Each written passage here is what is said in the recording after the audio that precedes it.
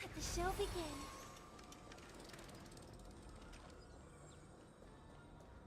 I hear some disharmony.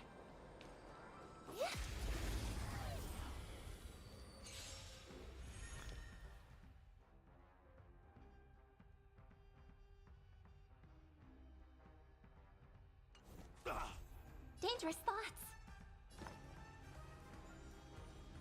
Harmony and unison. Want to see what I can do? Tonight, souls shall embrace. Stars echo.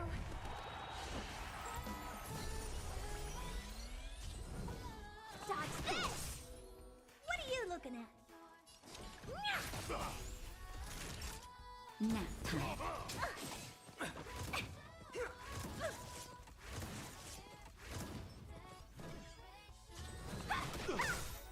Take this!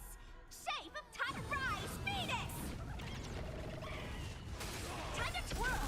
No more playing nice. Do you know who I... This big diamond! It's all yours! Time to twirl! Dodge this!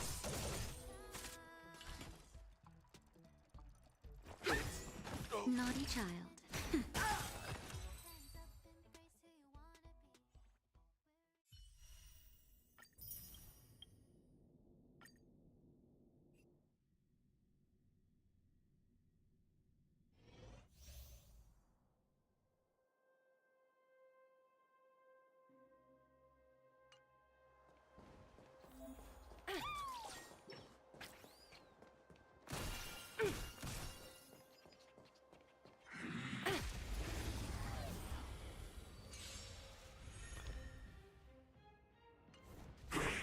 We're in trouble now.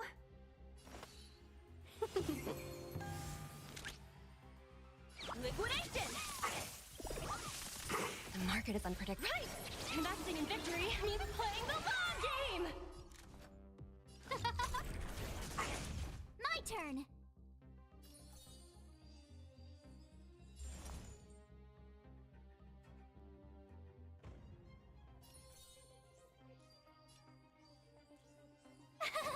Phew! You're annoying! You can't run!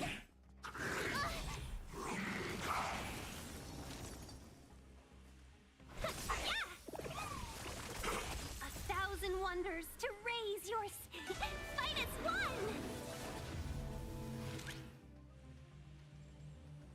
Whip it, Drip!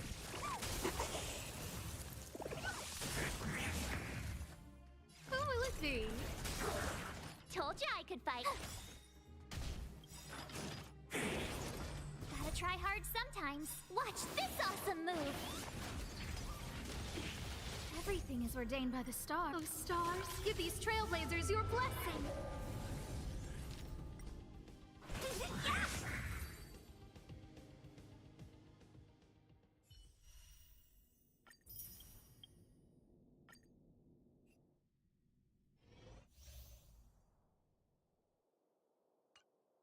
Freeze!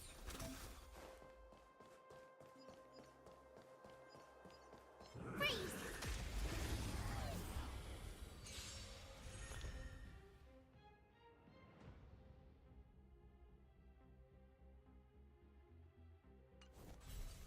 Move carefully. Tough luck running into me! Here! Let's go. Try that again! You can't run! Rules are made to be broken.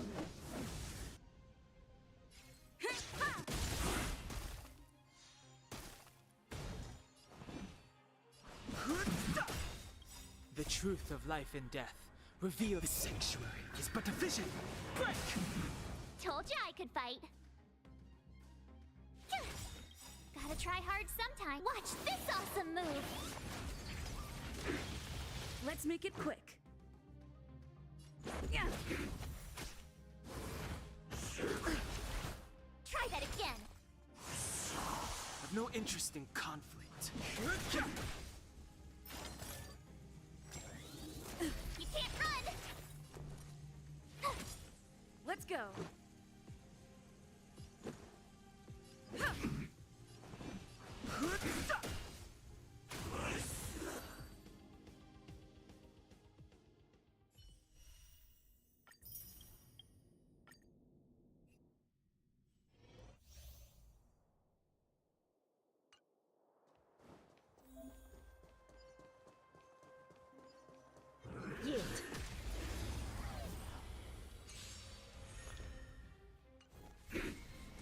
smell of sin.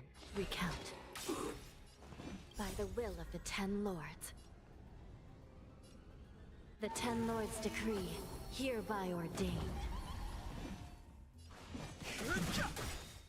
The truth of life and death. The sanctuary is but a vision. Break! This is our chance.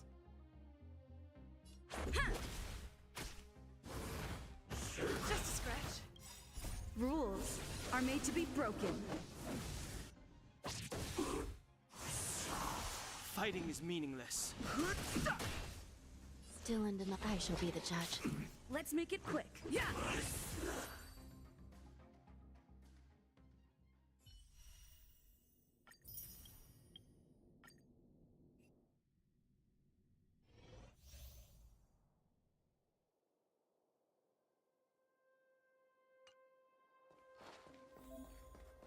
Spirit be gone! Oh, yeah? Careful.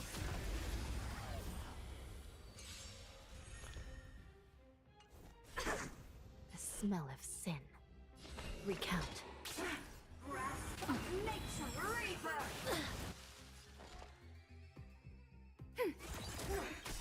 Enemy data secure. Net markers activated. Time for a good old counterattack. Nap time. No amnesty for the Marstruck! It's time! By the order of the Ten, execute the Marstruck! This is serious. I shall be the judge. By the will of the Ten Lords. The Ten Lords decree, hereby ordained.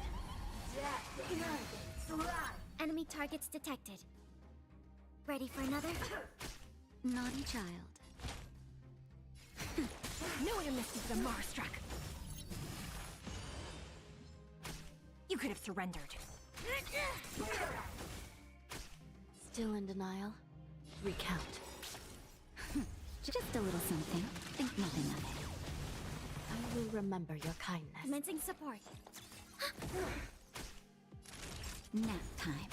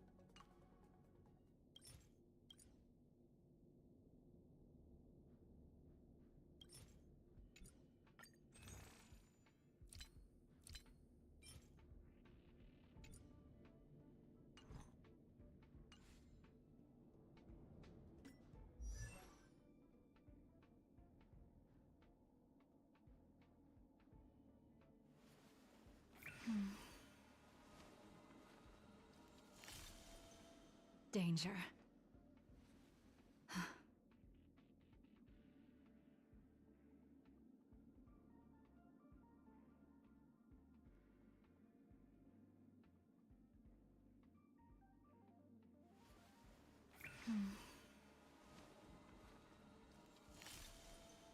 Danger.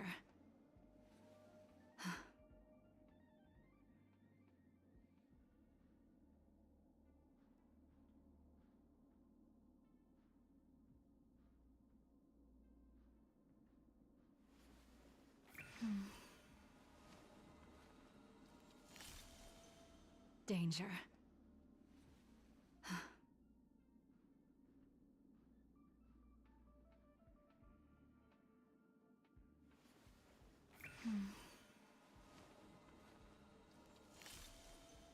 Danger.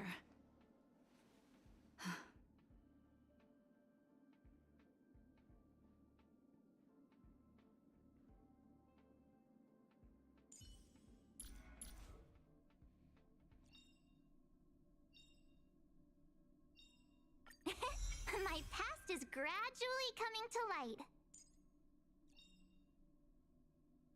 Serving under the Ten Lords as a judge of souls, I come to the world of the living to enforce their will. Serving under the Ten Lords as a judge of souls, I come to the world of the living to enforce their will.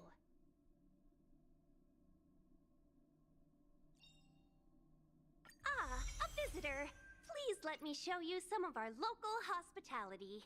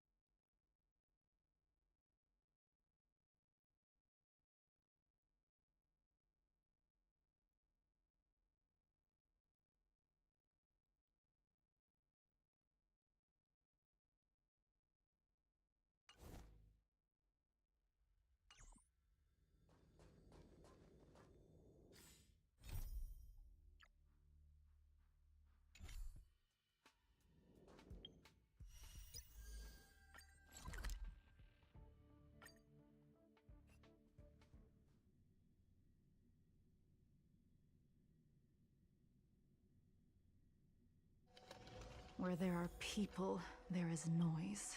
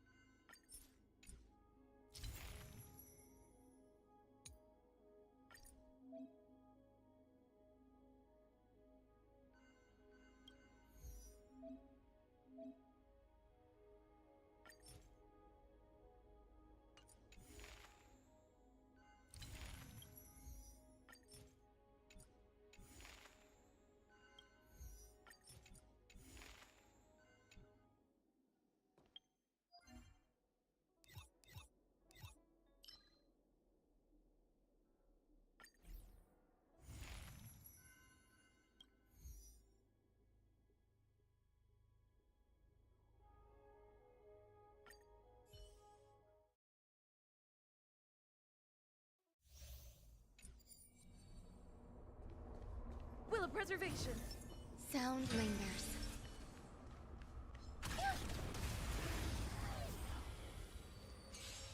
Existence is unity.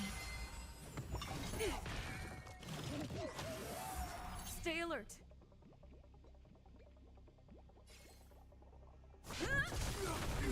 Relax. There's more to life. Stand still. I need to be brave. Annihilate.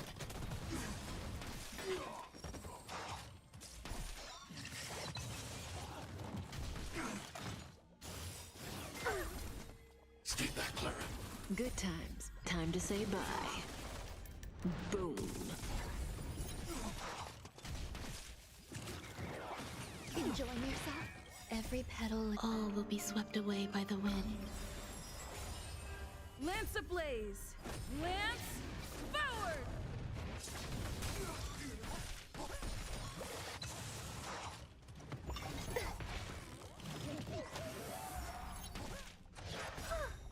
Stay back, Clara.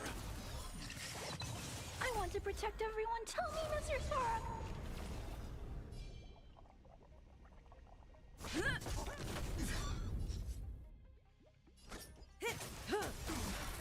Some value, I suppose. Relax.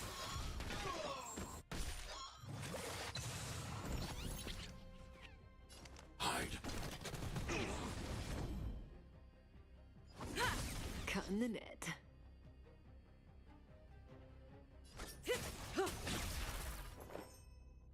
Existence is unity.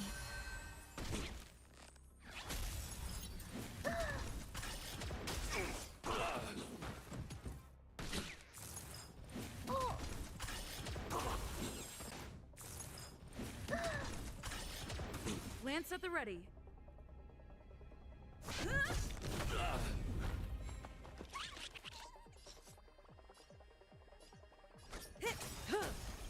Good times. Time to say bye. Boom.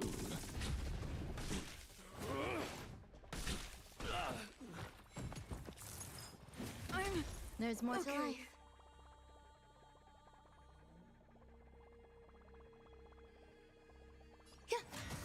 Stand still.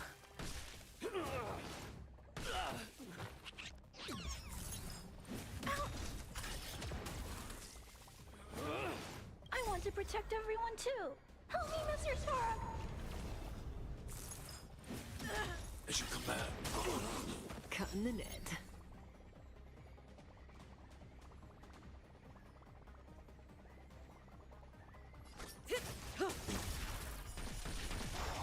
Some value, I suppose. Relax. Every petal in life's garden, all will be swept away by the wind. Lance ablaze. Lance forward.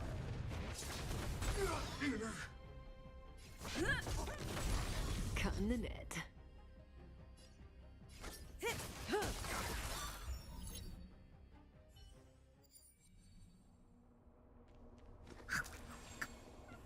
Make a wish. Stay. Stream forth. Gleam of old blades. This is where it ends.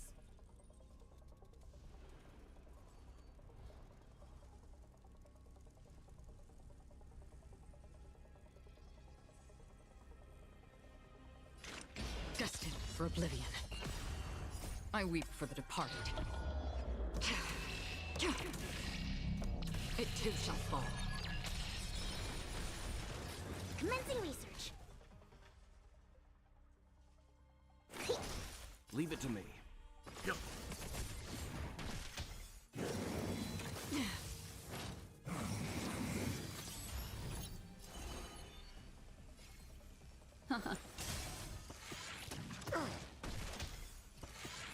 Mind your manners. Another journey begins. On the still waters of oblivion. Let's begin. Hut. You know nothing of the way. Survive or be destroyed. There is no other choice. Destiny is apparent.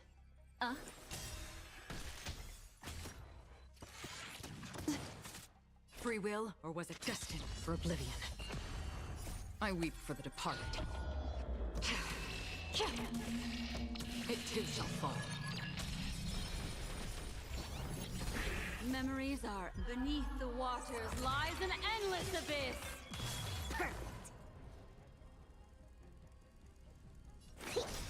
Leave it to me. Yup. Destiny is apparent. Another journey begins on the still waters of oblivion. Specimen sighted. Hut.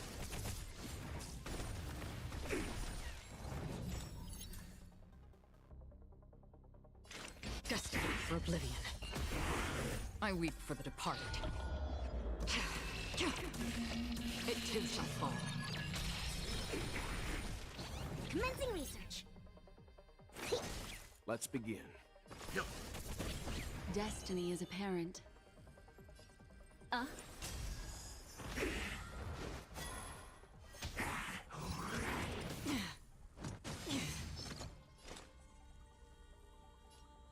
the still waters of oblivion.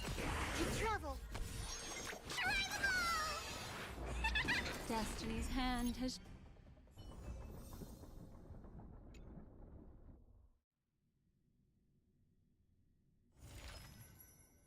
The Ten Lords Commission?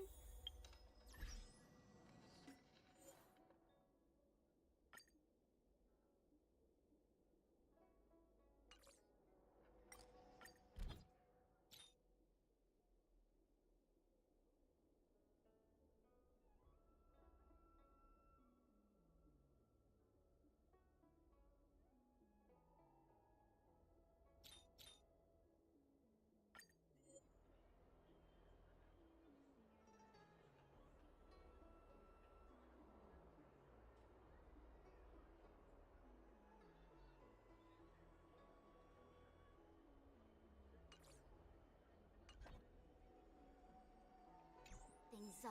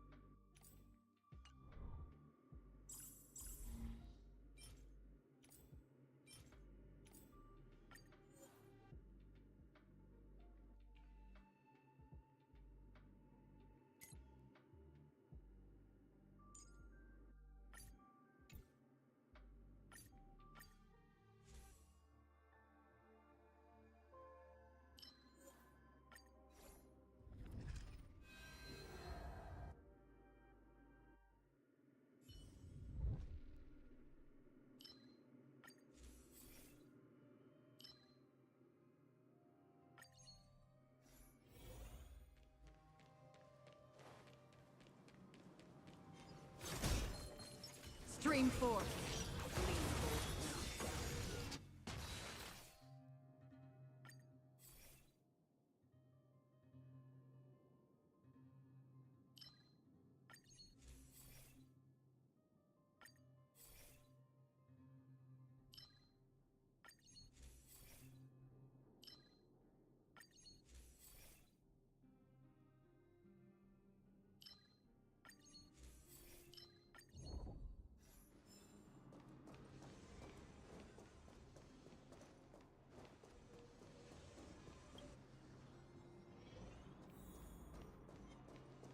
Stream forth. The gleam of old clothes.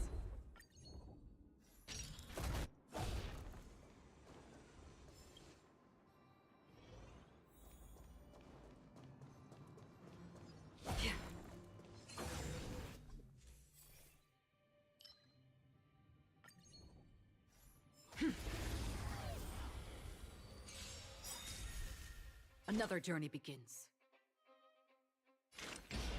On the still waters of oblivion. I weep for the departed. It too shall fall.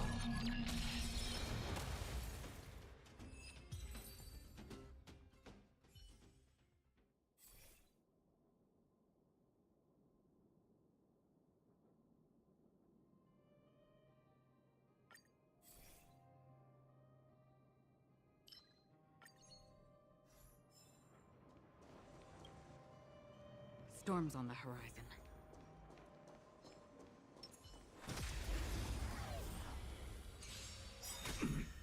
This is where it ends. All will be swept away by the wind.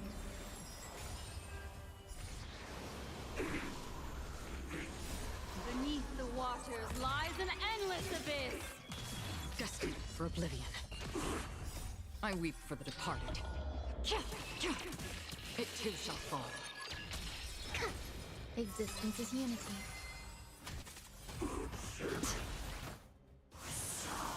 Ill tidings manifest. On the still waters of oblivion.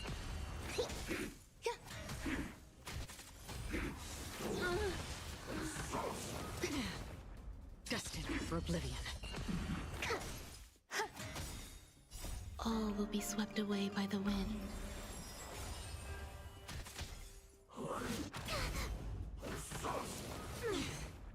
On the still waters of oblivion. I weep for the departed. It too shall fall.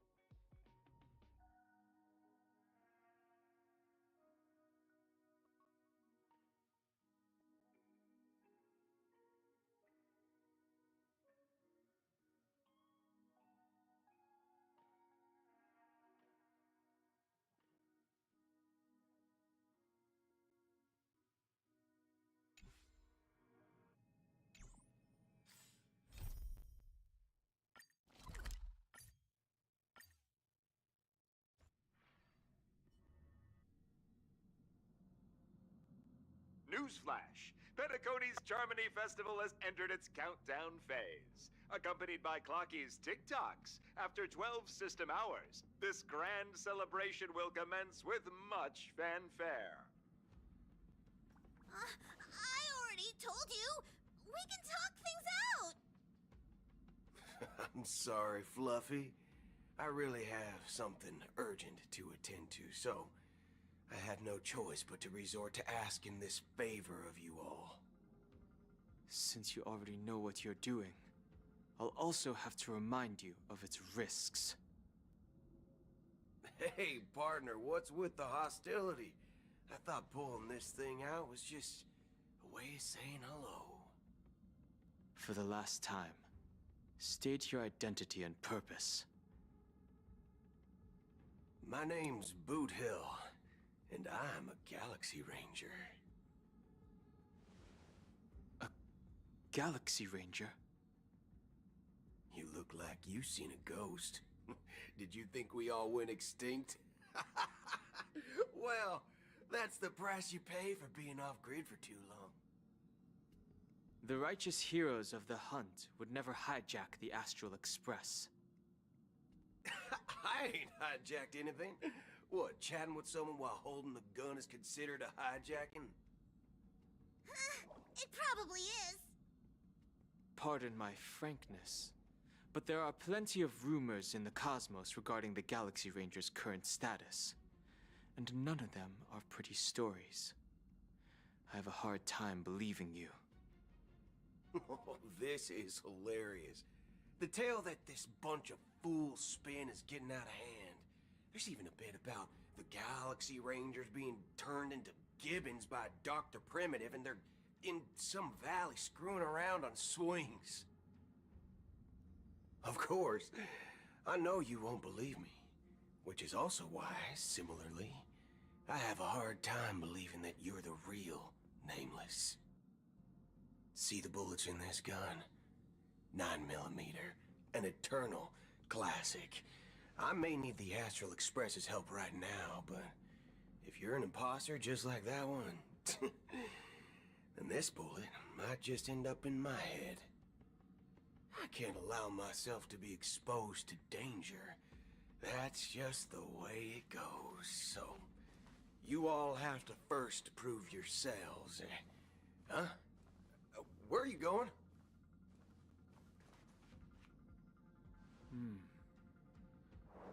Recognize this? It's a model fudger. The Jade Abacus of Ally and Oath. The CN Joe really gave this to you guys? Model fudger? This is the Jade Abacus gifted to the Express by the Xianzhou Luofu's general, Jing Yuan. Its presence on board serves as the Xianzhou Alliance's official recognition of the Express. Is that enough? Not bad, kiddo.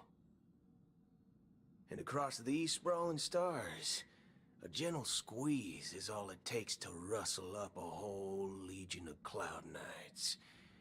Now, I reckon that'd be one fudging sight to behold.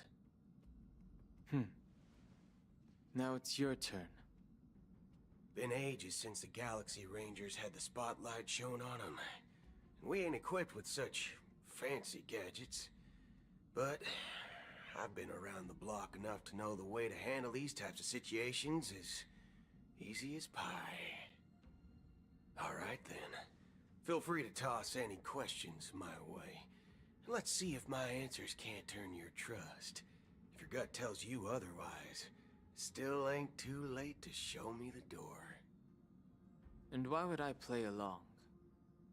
If I truly am a real Galaxy Ranger, you stand to lose nothing. All right then. Tell me, what kind of organization are the Galaxy Rangers? My friend, this question is a hard one. I don't think I can even consider us an organization to begin with. Everyone's on their own fated path along the hunt, with their own resolute sense of righteousness and not so welcome among such so-called universal values. This reply does not instill trust. It only makes your predicament more precarious. I'm guessing you're gonna ask about some form of shared faith, right? But us Galaxy Rangers don't need that sort of thing. What brings us together is a shared bottom line. Never bully the weak. Never kill the innocent.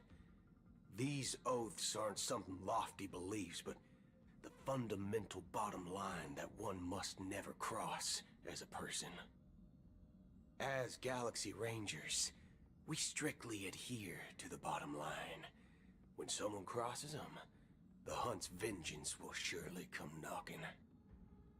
And in this moment, the other crucial meaning of bottom line comes into play. As long as you don't cross it, you're free to do whatever you please. You catch my drift? Second question. Why do you seek trouble with the Astral Express? I already said that I seek no trouble. I must go to Penacony for a matter. But I don't have an invite. And I can't even enter the family's hotel doors. If only I could borrow the Nameless's identity. The entire cosmos knows you're guests of the family. Aren't the Galaxy Rangers also esteemed guests? Oh, you've hit the nail on the head. This is why I'm here. It's fine if I tell you. The Rangers are pursuing an imposter. A son of a nice lady posing as one of us. She's on Penacony right now. My informant is a memo keeper. She's the same as all mimetic organisms, appearing one moment and gone the next. She scares the fudge out of me.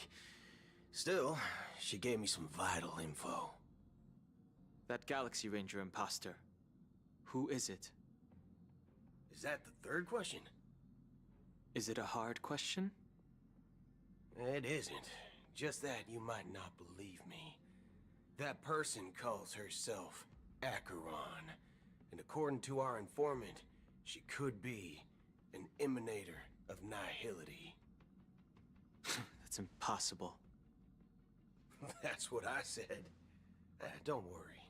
When I first received the news, I had the exact same reaction as you. IX never gives anyone so much as a first glance, and that's perfectly normal. What reason would they have to bequeath strength unto mortals?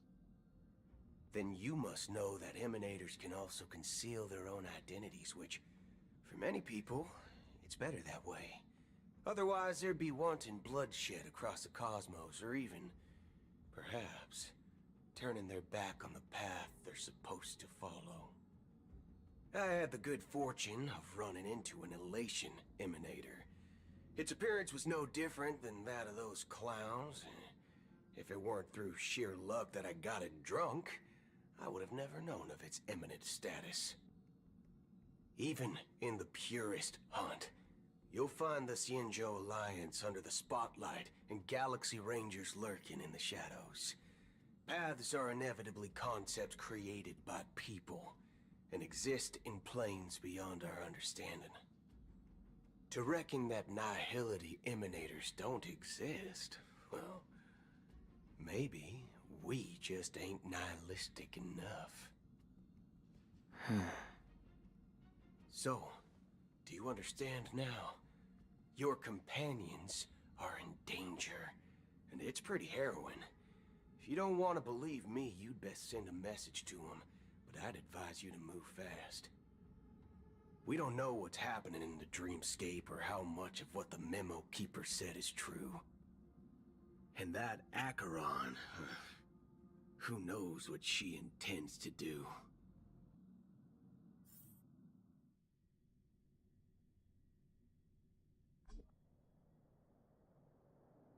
I don't intend to do anything. That's not up to you. Did you know? People who come to the land of dreams for the first time, they'll subconsciously stop to reaffirm that they're still walking on solid ground. And then they will unanimously raise their heads to gaze at the sky. Be it reality or dream, staring at the sky is instinctual for humanity. Since the day that the golden hour was completed, it's always been there, watching over every single night of decadence. But now this night sky has been mercilessly severed, dyed with the mist of nihility. And this whole event happened within the course of a single slash of a blade. A single slash of a blade isn't really accurate. It was actually 2 blades, just that the second one was faster. That's not the point. Many guests who weren't supposed to be invited have gathered at this banquet. Even if the harmony is all-embracing, I have no choice but to show some of them the door. For the sake of Penacony and the peace. The planet of festivities has no place for you, a puppet of nihility. Those who live in the shadows do not bear the right to tread the illuminated stage. Speaking of living in the shadows, there's probably not much difference between us. It's only polite to reveal your true self, at least when speaking to others. Penacony's Dream Master.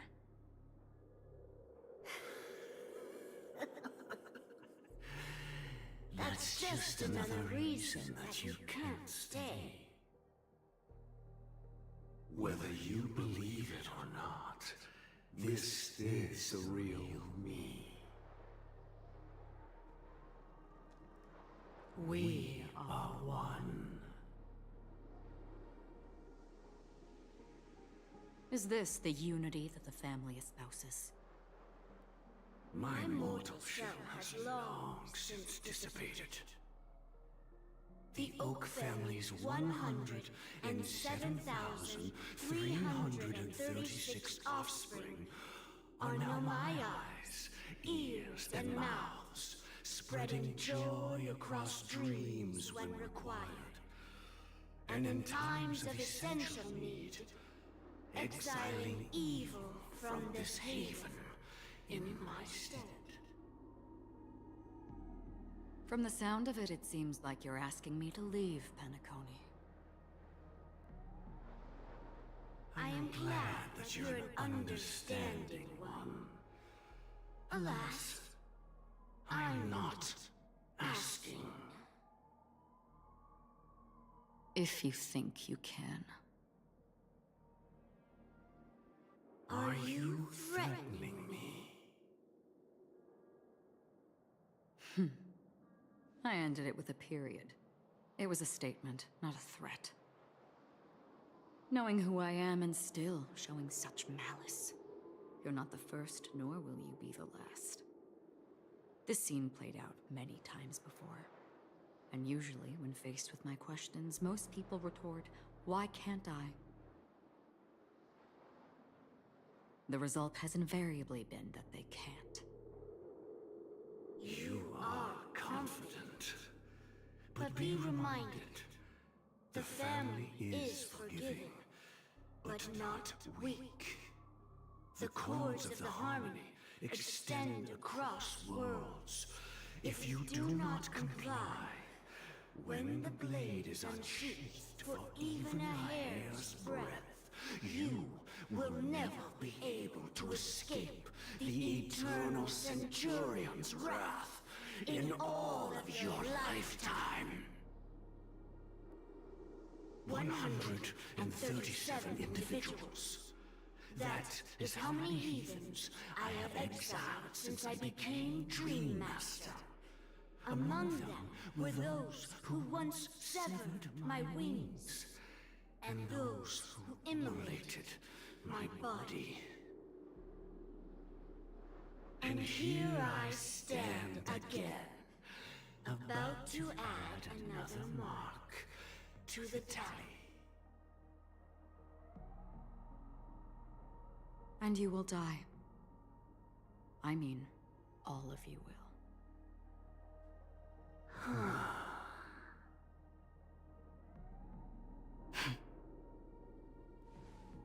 But that won't come to pass. I'll do as you ask. I'll leave. A wise choice. I wasn't aware there was a choice. To you, that surely is the only option. Please bear in mind, you and Penacony are of different worlds. Those born on the far bank cannot seek solace across the river. Leave and never return. The radiance of the planet of festivities is overwhelmingly bright, luring in tricksters, wrongdoers, and criminals. But even the harmony itself will never welcome the self-annihilator of nihility. And even more so, when this self-annihilator heralds the destruction of everything. Your strength is obviously a gift of the sleeping and shapeless, immeasurable and fathomless, like a tributary spawned from the abyss that brings death and sin to all. Acheron, a befitting name. Take it from someone on the other side of your so-called river. You know better than I do that Penacony has already deviated from the harmony. Whatever your intentions may be, I foresee only one outcome. Its future holds nothing but nihility. Just like all the worlds that have drowned in their shadow.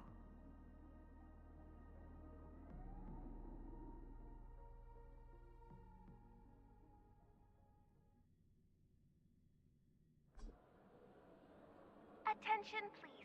The unusual event that occurred moments ago was due to a technical malfunction at Clock Studios theme park.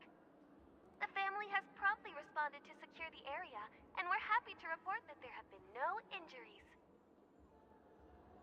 Oh, I swear that was no movie shoot. So many chips fell from the sky, and I even caught one of them. But it vanished in an instant before my very eyes. Excuse me. Are you talking about the Clock Studios theme park incident? Hmm? Yeah, what about it? Oh, Miss Robin! Am I seeing things right? No need to worry. I apologize for any inconvenience caused to your delightful dream journey. What you just mentioned about the chips really piqued my interest. Would you mind providing more details about the incident? Oh, it was just... those chips you normally see everywhere. The green ones? They fell from the sky as if it were raining. And then those chips simply disappeared. It appears to be the dream sim tech the Iris family has been developing. Huh? Miss Robin, you mean those chips were all part of a performance? But I really... Shh. This technology hasn't been made public yet. It was originally planned to debut at the Charmony Festival, but it seems it's been leaked. Can you help me keep this secret? The raining chips, We're supposed to be part of my act. Oh, I see. Then it all makes sense now. I'll do anything to help make the Charmony Festival a success. Thank you. As appreciation, I'd like to give you a token gift. Oh, this button is... Press it at just the right moment in the celebration, and there could be an unexpected treat in store for you. All right. It looks like there are other guests who are also confused. I'll have to excuse myself. Please, enjoy the dreamscape. So many people talking about it. This commotion at the theme park definitely made waves.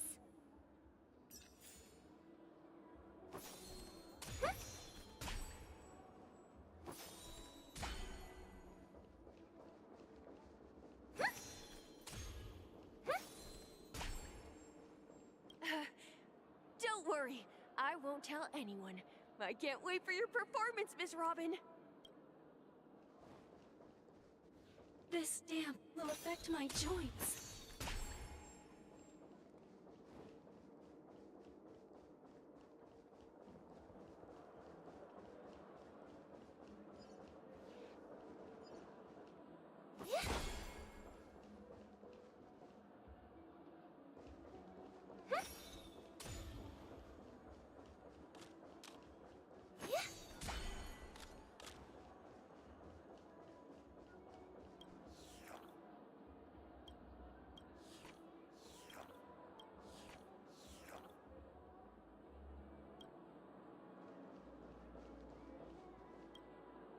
The family promised they would protect the guests within the dreamscape, but I witnessed a group of organic life forms making their way to the theme park. And soon after, a rip tore through the sky, and black rain started leaking out of the void. The family needs to provide a reasonable explanation, or I'll take my loved ones and return to reality. I thought the dreamscape was supposed to be a paradise. If it's not, then there's no point staying here. It appears the good sir has seen many great events. And it's true that an uninvited guest has unexpectedly entered the dreamscape.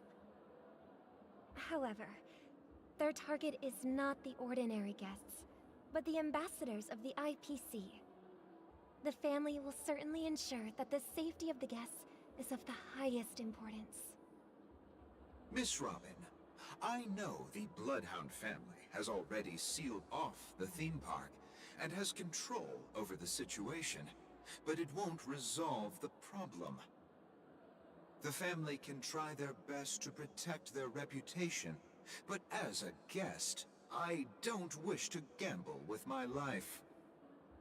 But as you can see, sir, no innocent bystanders were affected in this incident. Perhaps the dreamscape is not as perfect as promised, but there's no place safer than dreams under the family's rule.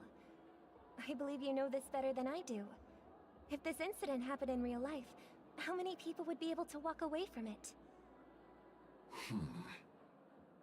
I could stay here, but keep in mind, guests come to Penacony to enjoy the dreamscapes. They do not wish to be entangled in a conflict between the family and the IPC, so let's not have any more unnecessary incidents. Of course. With the Charmony Festival about to commence, we will spare no effort in our preparations. Rest assured. To express our apologies, the family has arranged this gift for the guests. Thank you for understanding.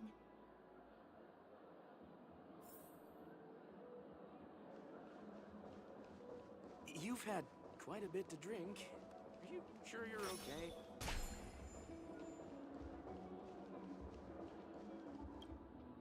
Hello. May I ask what happened here? Nothing to be worried about. There's been a small rehearsal mishap at Clock Studios theme park. Please stay calm. Hey, are you a fool? You don't even recognize Miss Robin? Who do you think you're talking to? Huh? I'm I'm sorry. I've just been transferred to the Bloodhound family, and I'm still not too used to working on the streets. I didn't realize it was you. I'm so sorry. Hey, don't sweat it. You guys have a tough job. I know how it is. How's the situation looking? Oh, we've sealed off the theme park. Most guests are used to bizarre phenomena in the dreamscape, and so far, no threats have been detected. We can expect order to be restored soon. Rest assured, Miss Robin will intensify our patrols to ensure that no incidents occur. I trust you guys. But regarding what happened in the theme park, what do you hounds think about it? It's okay. Feel free to speak your mind. Well... Actually, I was there shortly after it happened. Is it true that the IPC's ambassadors came with ill intent? And that Galaxy Ranger who easily cut through the sky?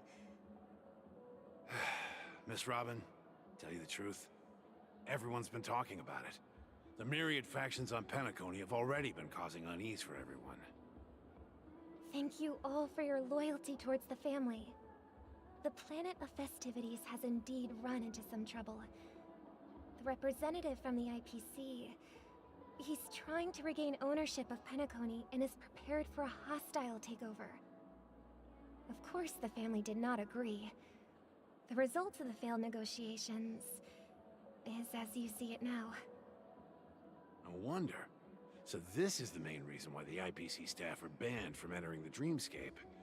Did they apprehend the troublemaker in the end? Don't worry. Mr. Sunday is currently tracking his whereabouts, and he'll have something to show for it soon. However, given the situation, the IPC surely won't let this go easily. Therefore, we are relying on you hounds to maintain the order and stability of the dreamscape.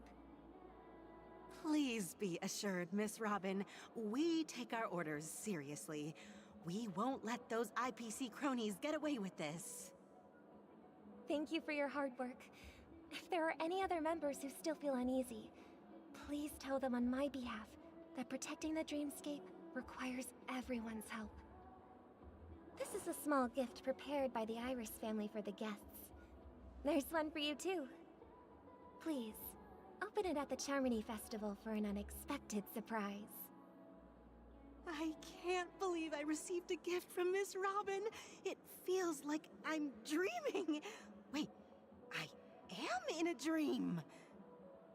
If trouble comes knocking on our door, we're not afraid to go to war. Rest assured, the Dreamscape's peace will be protected by the Bloodhound family.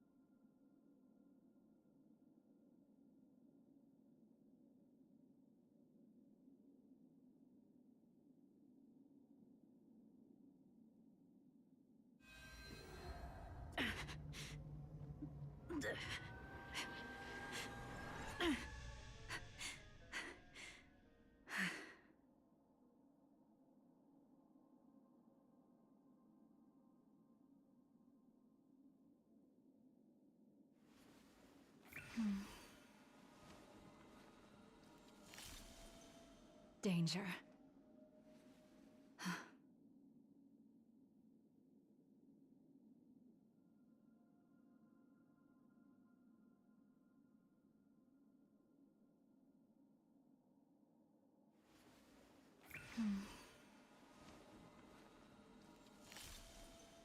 Danger.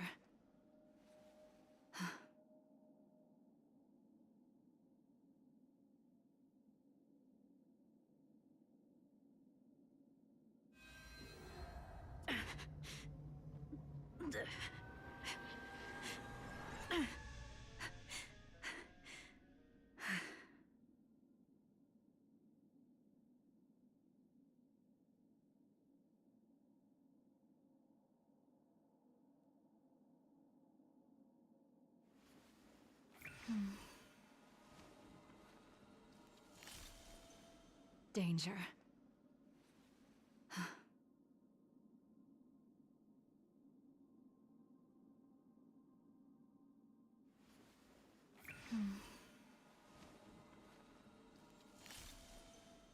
Danger.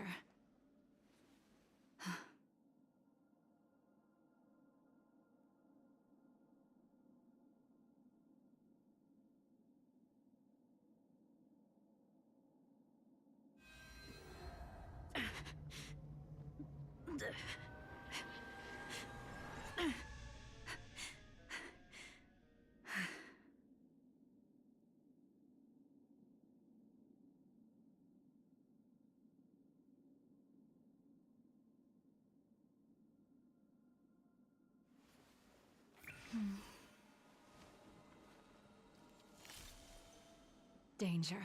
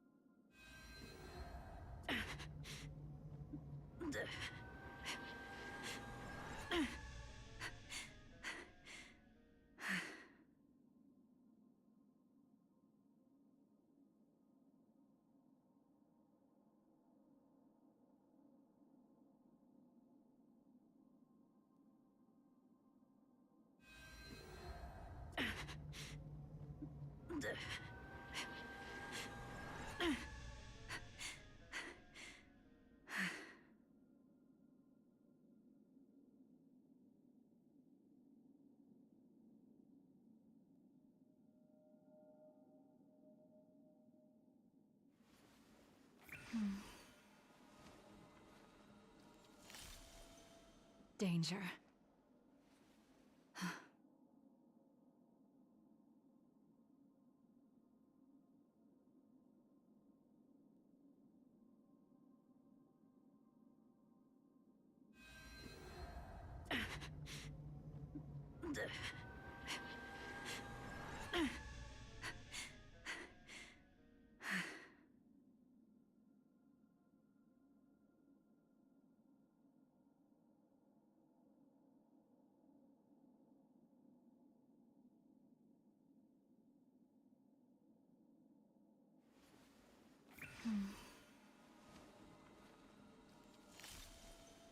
Danger.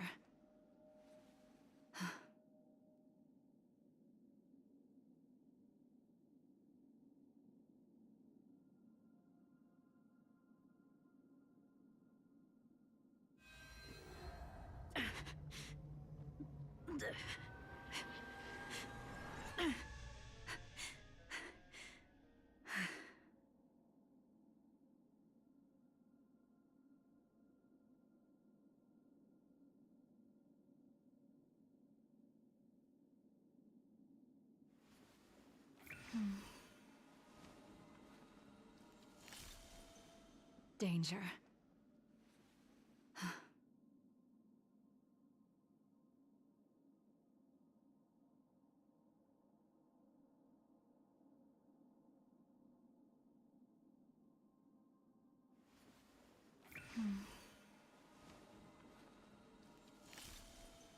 Danger.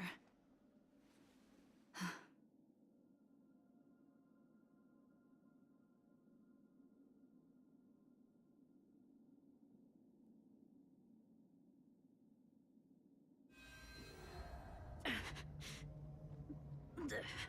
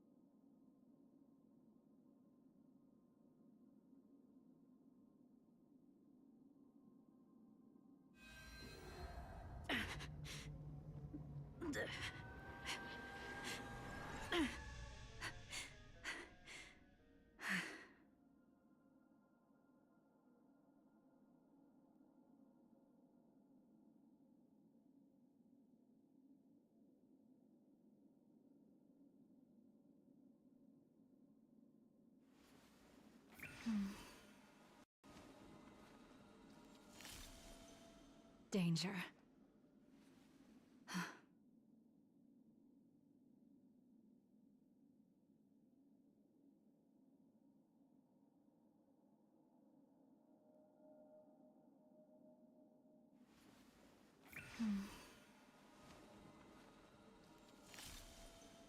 Danger.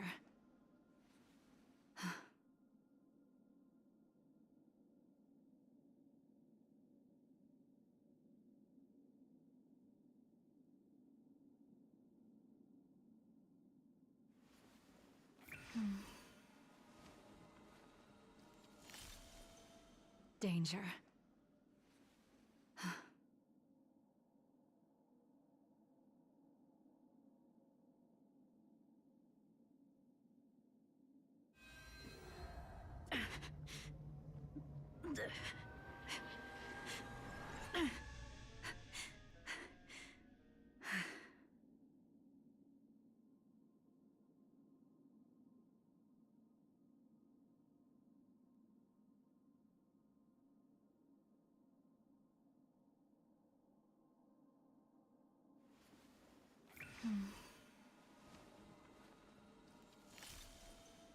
Danger.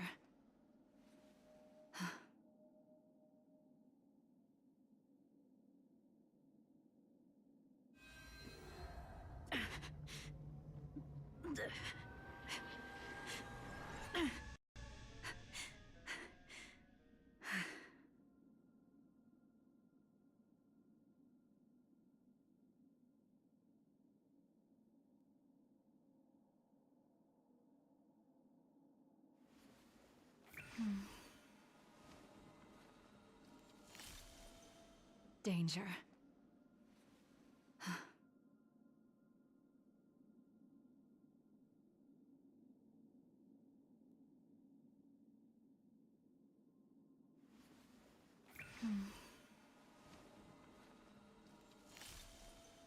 Danger.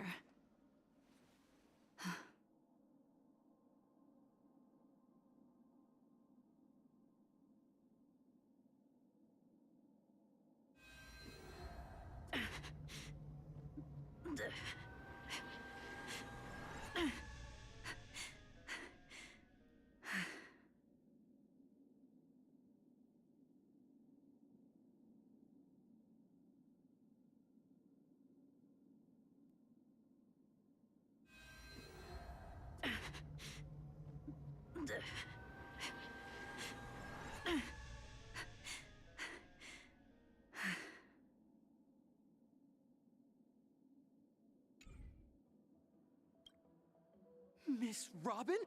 That's the renowned cosmic superstar, Miss Robin! I didn't expect to meet a fan here. I'm honored. Welcome to Penacony, a world filled with wonderful dreams. I can't believe I'm actually meeting the real Robin! Shouldn't you be preparing for the Charmony Festival? Preparation is important, But the ceremony is fundamentally about sharing the Great One's harmony with everyone. If there's a chance to sing with everyone, I will not refuse. Regarding the recent mishap, I understand it negatively impacted some of our guests. As a member of the family, it's only right for me to come forward and offer my apologies to everyone. But, are you sure it was actually a mishap? Everyone saw those chips descending like rain and the red light tearing through the sky. Claiming it was merely special effects seems a bit far-fetched. Plus, I met that generous gentleman. He looked really out of it and kept talking to himself. Is this also part of the performance? Everyone, please do not panic. I believe that the family will give everyone a satisfactory answer in due time. Even if you say so, Miss Robin, it's hard to believe. Some people just never listen, do they? It's never ending. It just goes on and on. I'm getting really tired of this. Miss Robin? Still, I suppose I should keep on helping everyone. I am the epitome of joy, kindness, and goodness, after all. Huh? What was I just doing? And, who might you be, miss? Here, take this, little guest. This gift has been specially prepared for you by the family. Make sure to take good care of it until the opening of the Charmony Festival. Then, when the show reaches its climax, press the button together with the others around you. You never know. Something very exciting might happen.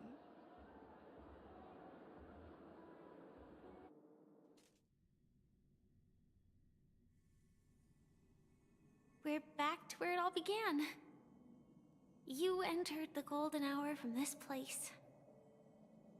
And it is also from here where you will enter the true Penacony. It is a pleasure to journey alongside you once more. But it's time I laid bare the entire truth before you. As you might have heard, I also go by another name. Stellaron Hunter Sam.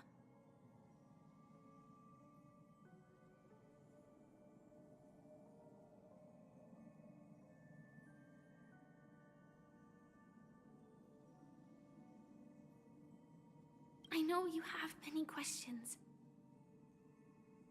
Do you remember when we encountered death in that strange dreamscape? When I was caught by that meme? In that instant before it killed me? I saw the reflection of another dreamscape in its ghastly pupils. So, following the clues in the script, I came up with some theories about the meme. That's why I instructed Silverwolf to issue invitations, drawing everyone to the Dreams Hotel. I intended to call upon death before you arrived, to solve the riddle using more direct means, and then invite you to join. However, contrary to my wishes, I couldn't defy the script. And I didn't get a chance to explain it to you. It is how you see now. I was impaled by the bladed wings of death. The heavy pressure of concentrated memoria miasma exploded in my mind as if it was actually reality. But after the momentary numbness subsided, I found that my body was absolutely unscathed. I was still alive. And it was just as I thought. I had arrived at a place starkly different from this beautiful dream. Beneath the dreamscape of Penacony lies another, more chaotic, more primal memory zone. Its name? Land of the Exiles. And so, then I returned to the hotel in the dreamscape, hoping to tell you of its existence. Yet I could not reveal my own identity. So I could only divert your party's attention and lure you away from the battlefield. And after all my attempts proved futile, it wasn't until not long ago when a crimson blade of light shattered the high wall of the dream, causing you all to fall far into the abyssal depths of the dreamscape, that I was able to awaken you and your companions one by one. And that's it. That is all that's happened so far.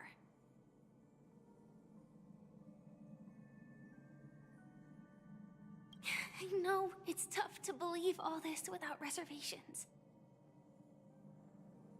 I just want to say, you are very close to the final answer. Just one more thing needs to be done. And then I can prove it to you. Now, let's leave this place. Please close your eyes. Take a deep breath and visualize the dreamscape's outline in your heart.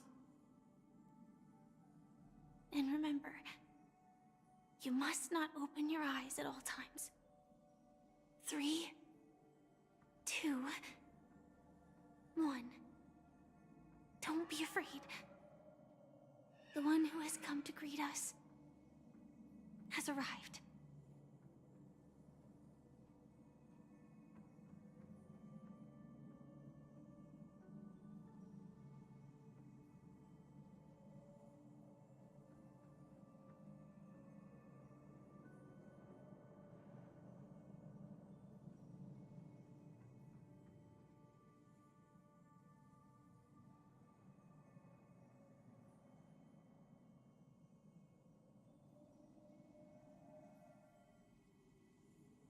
I never knew you could do this. Do you have a driver's license? I do. That is surprising. Why? Because this is Japella, the city of sins? No, it's nothing. I'm just thinking that you haven't slept in 20 system hours. Are you sure you're okay? I'm fine. I'll survive. Same goes for you. I'm not so sure about that. Slow down a bit. Infiltration is over. Feel free to activate Sam anytime you'd like. There's still some time before the next part of the script unfolds. Let me stay a little longer in this body.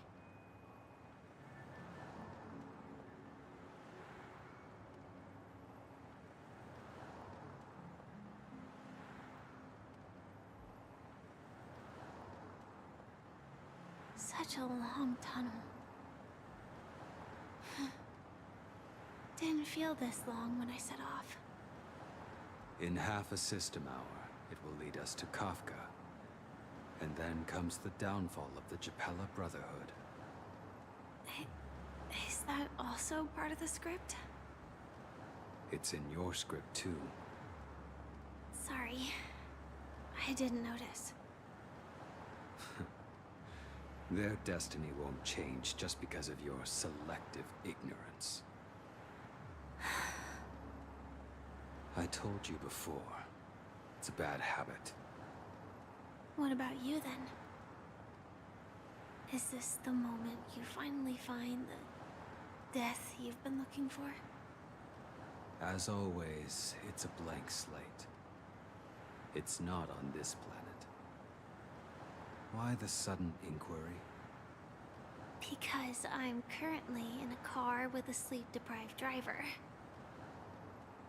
I just want to get there in one piece. This car has full self-driving capabilities. I'll just put my hand on the steering wheel. Will that do? Hey, don't take everything so seriously. Elio would always say there's only one type of destiny. The inescapable type. He can see the future, and we, likewise, are aware of our predetermined end. But before that moment arrives, we can still choose what we do. We all have this right, don't we? After today, Japella's name will disappear from cosmic history, and the Everflame Mansion will take its place. In the not-too-distant future, you'll receive an invitation. That's your next stop. Land of the Dreams. Penacony. I hope you find whatever you seek there. Be it answers or salvation.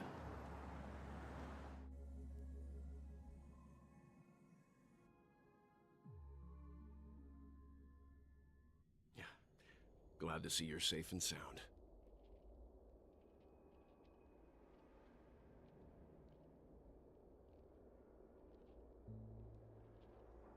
Close your eyes. This is the answer. Isn't it incredible? The monster that we have always known as Death is actually the guardian of the land of the exiles. It abides by a certain rule. Abducting people from their dreams and bringing them here. The question that has been perplexing us, does death really exist in the dreamscape, appears to be a cognitive trap. It was laid by those orchestrating events from the shadows to cover up the truth behind the disappearances and the existence of this fortress known as Dreamflux Reef. Every emergence of that meme is related to the Watchmaker. Since Dreamflux Reef is where it brings its captives, it's likely that many of our long-standing questions will be answered in this place. The atmosphere here is starkly different from the beautiful dream. There are no regulators here like the family. And they all look like they're mildly dazed. But from the whispers of the residents, I've heard a familiar name. Gallagher. It's that man again. Always in the right place at the right time. Though that does save us the trouble of looking for him. Himiko and March have already made a move. Get ready. We're about to set off. The real dreamscape. The land of the exiles. Before we go, should we speak to everyone first?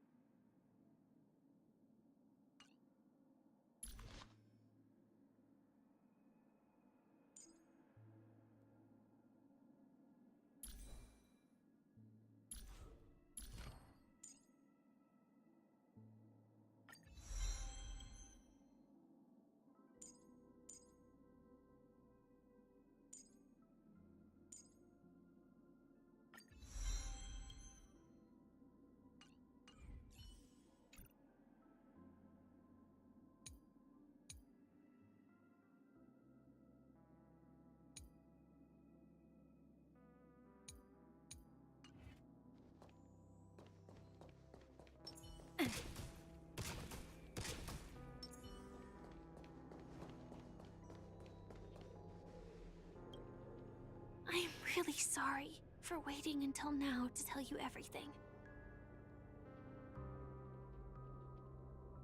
2 reasons. Firstly, the script. In the future that Elio saw, Sam and the Astral Express's confrontation was inevitable. I tried to break the shackles of the prophecy, but this is as far as I could go. That aside, there were also my personal motives. I wished to travel with you as Firefly, and not Sam.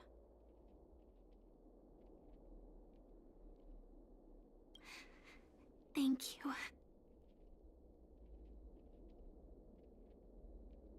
Elio only gave me one instruction.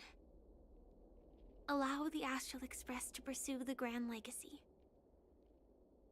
It means that the Watchmaker's legacy holds great significance to trailblazing.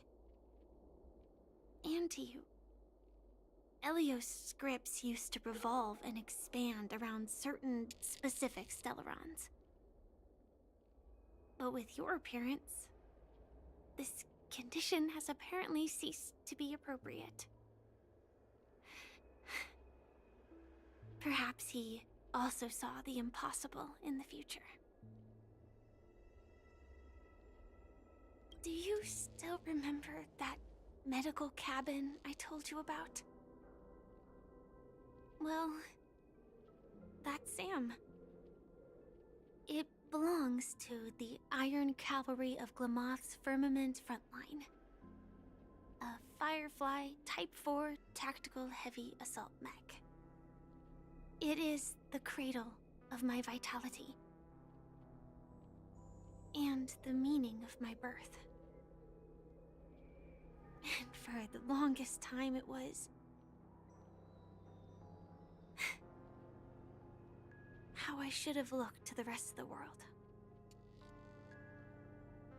The timescale of Dreamflux Reef differs from reality, so we mustn't lower our guard.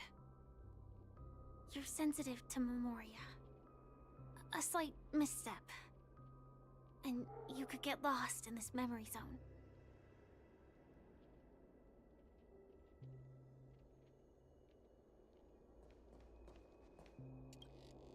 Something on your mind? Let's talk about it. No wonder Miss Acheron is so averse to drawing her blade. It's hard to imagine such terrifying power could reside in an ordinary sheath.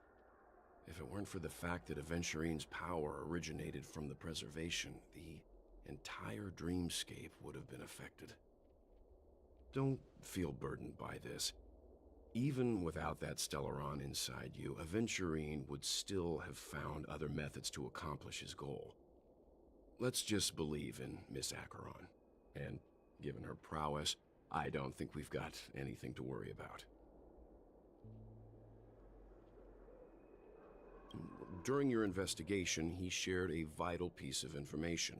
Mikhail, the former watchmaker who collaborated with the family to construct the Penacony we're familiar with today, had a falling out with the family for specific reasons. But this is precisely where the problem lies. You were clearly investigating a murder, so then why, as a security officer, is he changing the subject to talk about his past with the watchmaker? And now, with Firefly mentioning his name again, it's hard not to be suspicious. Before we found you, she'd already revealed her Stellaron Hunter identity and shared a lot of information. Who would have thought that the Molten Knight's true identity was actually a young girl? For her, this is a secret that she cannot allow others to know. That being the case, I think we can believe she's willing to cooperate. But she didn't reveal all her secrets. I just can't shake the feeling that her situation is different from that of the typical dreamer. And I hope that doesn't lead to any dangerous predicaments. I hope you've regained a little composure. We'll move out when you're ready.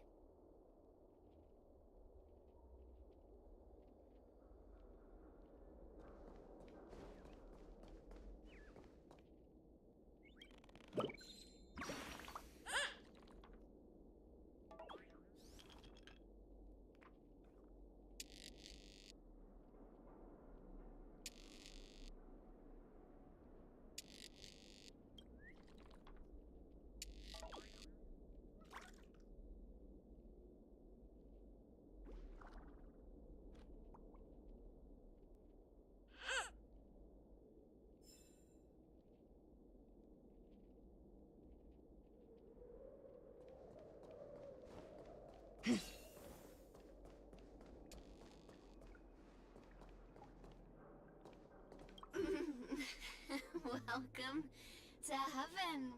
Dreams, true or false, all are ephemeral. Might as well drink more Soul Glad instead.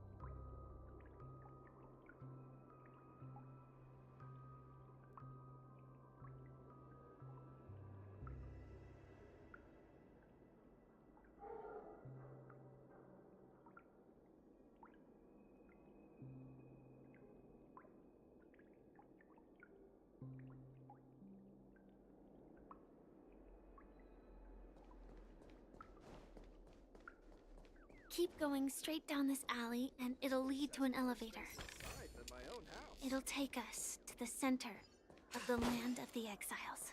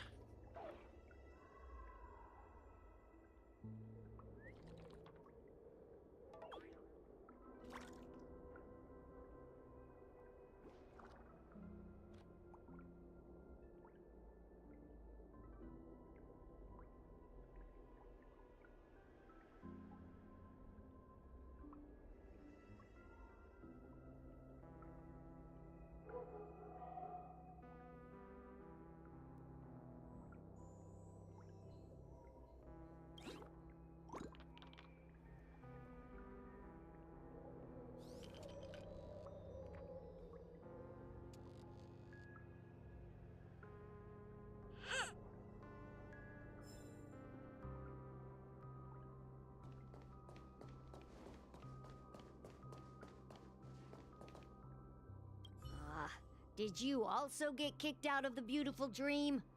I want to go back. Well, but then I don't want to go back. Tell me what I should do. I don't know what to do.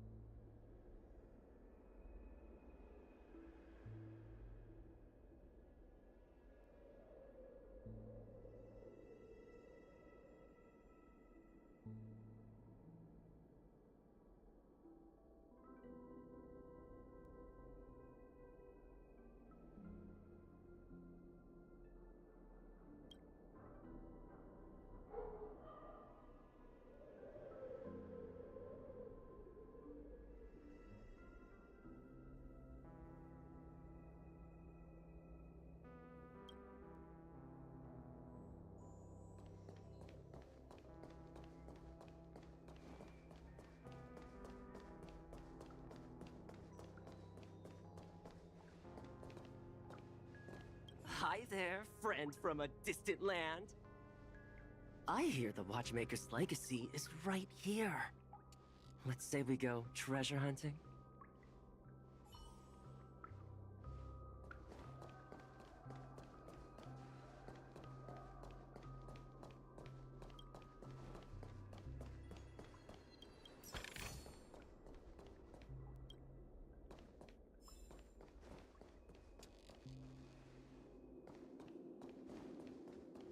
What a huge clocky. Looks like the Watchmaker also left his mark on Dreamflux Reef.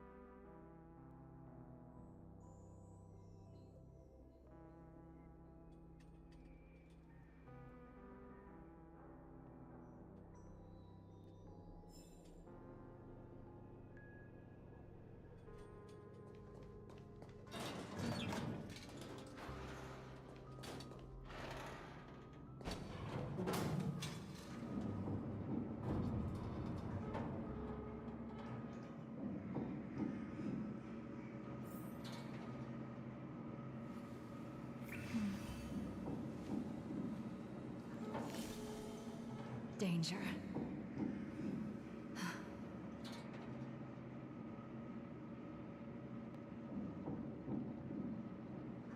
Unbelievable. To think there's a settlement of this size within the dreamscape.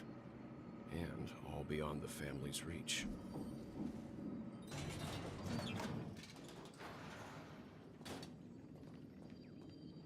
The atmosphere in this fortress is pretty different from that in the beautiful dream. When I first saw it, I was in awe too. The sky here, it's like a reflection of the 12 dreamscapes. What's even more bizarre is that this place is also separated into trade and residential areas. The layout may be simple, but the facilities are very comprehensive. It seems that there are quite a number of people living here. Though both dreamscapes have distinct styles, the architectural designs are quite similar. Works of the same hand, perhaps. Hard not to speculate on the connection. But there's no point in overthinking things. Let's meet up with Himiko and the others first. Take a right turn at the end of this road and you'll reach the trade district. There are more people there, and perhaps someone knows where she is. Not coming with us? The Astral Express likely needs room for some internal deliberation.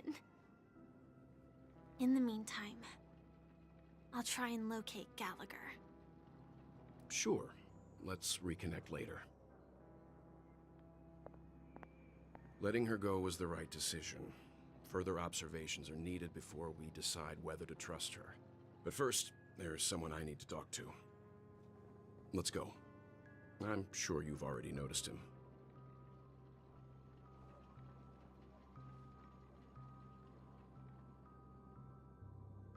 He's right over there. The Reverie Hotel's bellboy. How did he end up here? And right after Miss Acheron severed the beautiful dream. We'd better check, just to be sure. Trash can is perfect for me, and perfectly legal for me to stay in.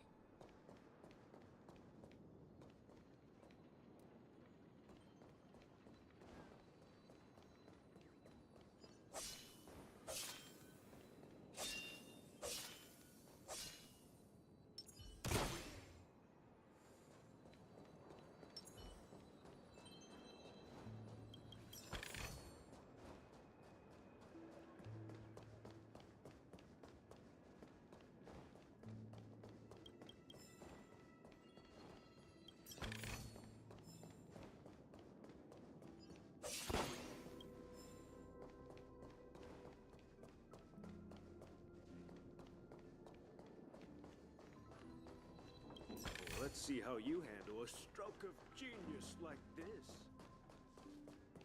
I knew you couldn't hold your liquor. Tried to warn you too.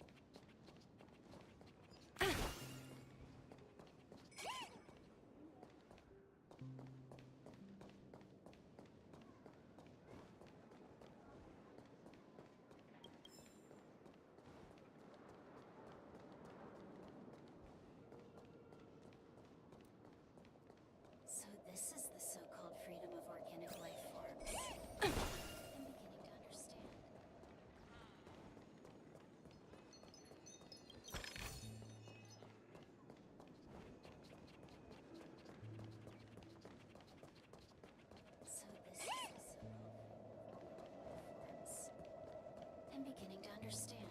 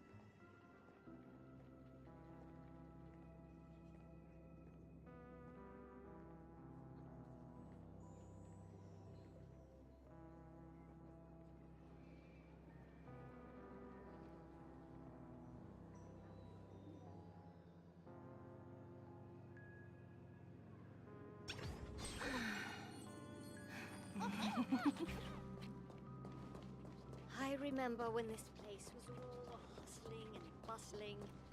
Oh, now look at it. Nothing is spared.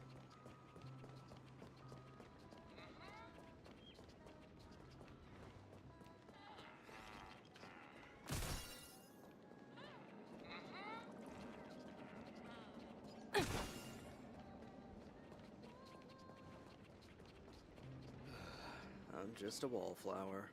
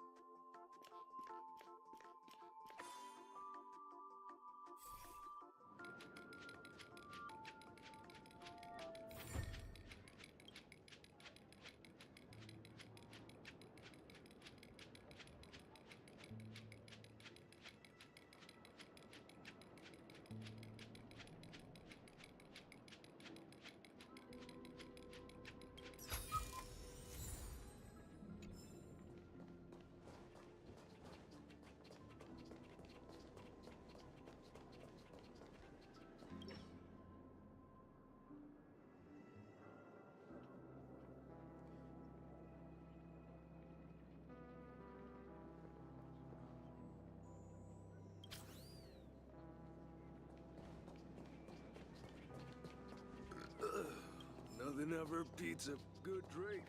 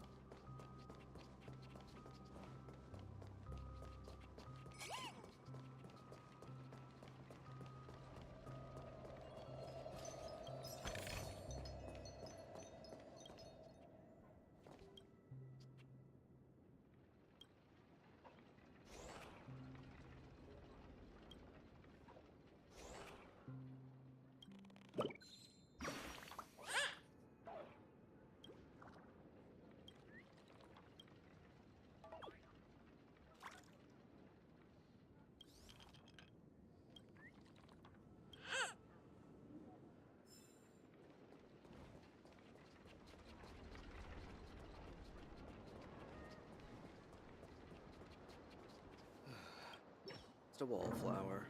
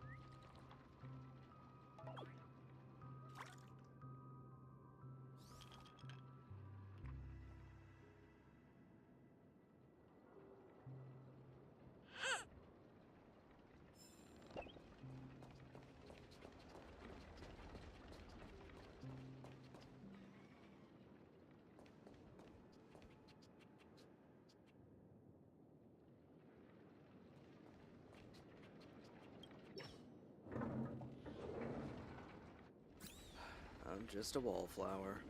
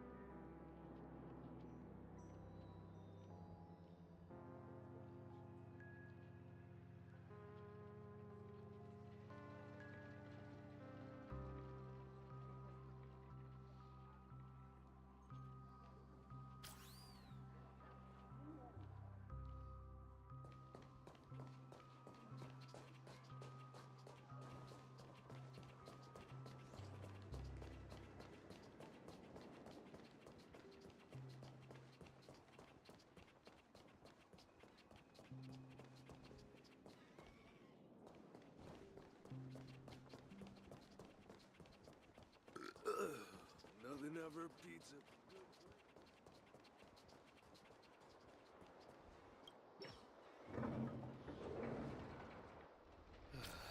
I'm just a wallflower.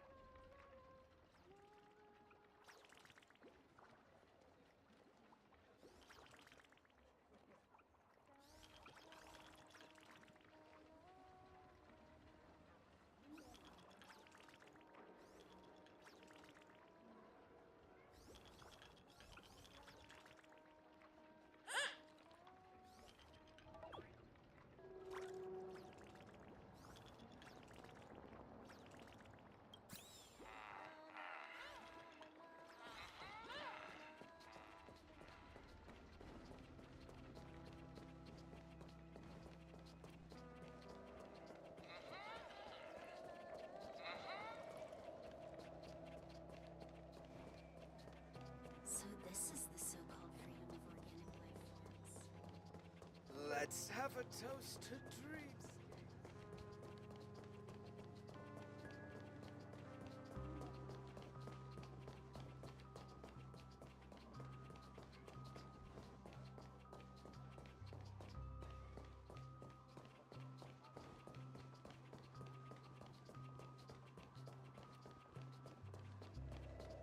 So this is the so-called freedom of organic life forms.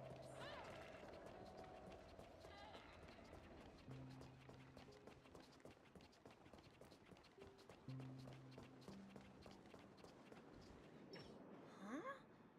You're the guest from before. We meet again! And a new friend. Forgot to introduce myself. I'm the hotel's bellboy, Misha. Hello, Misha. I'm Welt. We met in a dream. Oh, and who might this be? Tick-tock! Old friend and new friend! Let's high-five!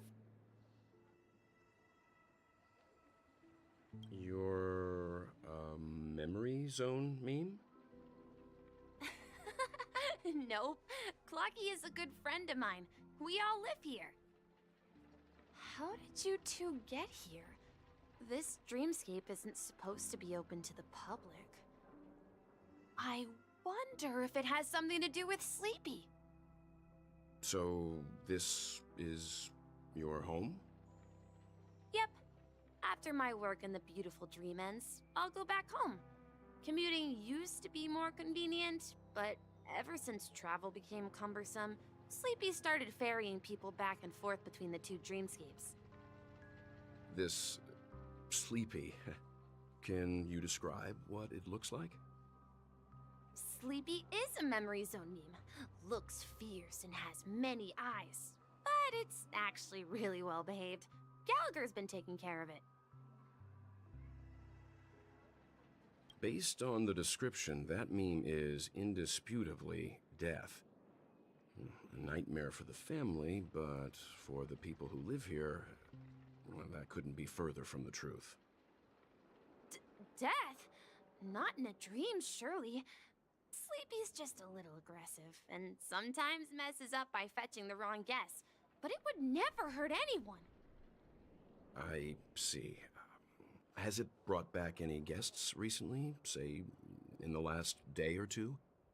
We're currently investigating a missing person case that occurred within the beautiful dream. I see. Then you'll have to speak with Gallagher. But he's currently busy hosting a visitor from the Oak family and specifically asked not to be disturbed. Mr. Yang, the person you're looking for, is it Miss Robin? just as I thought. Considering what happened with Miss Firefly, this doesn't come as a surprise. If you're looking for Miss Robin, I can lead the way. She told me that she'd be willing to meet with outside guests. If it's not too much trouble. Also, we're looking for our missing companions. A woman with red hair accompanied by a girl with pink hair. Have you seen them? Oh, I haven't. But please, rest assured. Dreamflux Reef is a small place, and it's not as bustling as the beautiful Dream, but its safety is unmatched. How about this? Since it's your first time here in Dreamflux Reef, I'll be your guide and help you find your companions. And then we can all go visit Miss Robin together. She's gone to Mrs. Grace's to visit the children. She won't be leaving anytime soon, so there should be enough time. All right then, we'll follow your plan. Well, we now know the answer to both murder cases that have caused such commotion in Penacony. As for the intentions of the mastermind behind it all, we're still none the wiser.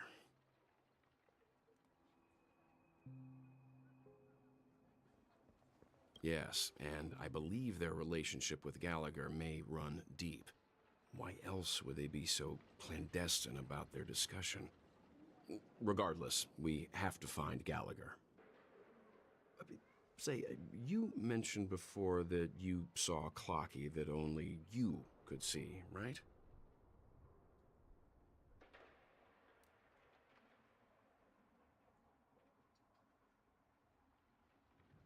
I can't shake off this strange feeling. Am I really still so young at heart? Forget it. It's not important.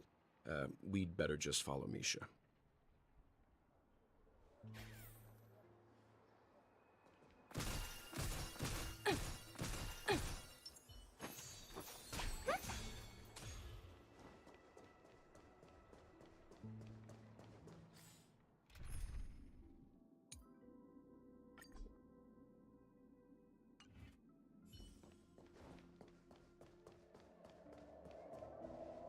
Everyone, look!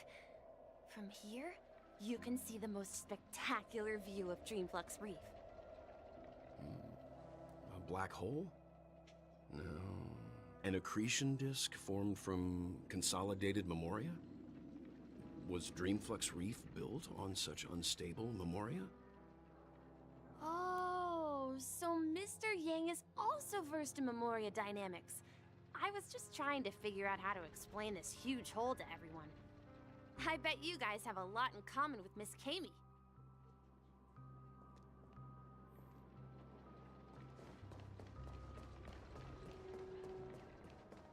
Look! There she is!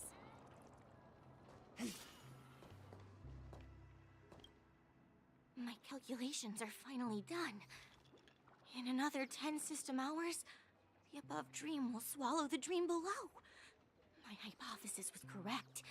This place will cease to exist as the dream devours everything. Who are you all, and why haven't you left yet?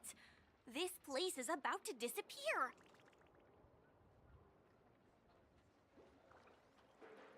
I'm Kami, a dreamscape surveyor specializing in memoria dynamics, and this is my life's work that I'm researching. See that huge gaping hole? It was just a narrow rift many years ago, but now it's grown into a giant hole. The surrounding memoria has been flowing towards the other end of the hole at a constant velocity, slowly but surely. But the scary part is, according to my calculations, the flow rate of memoria has recently changed, and it's faster than ever before. It's almost as if something is sucking it in from the other side. By constantly improving upon Madame Rosalina's memoria measurement method, I've finally obtained accurate results.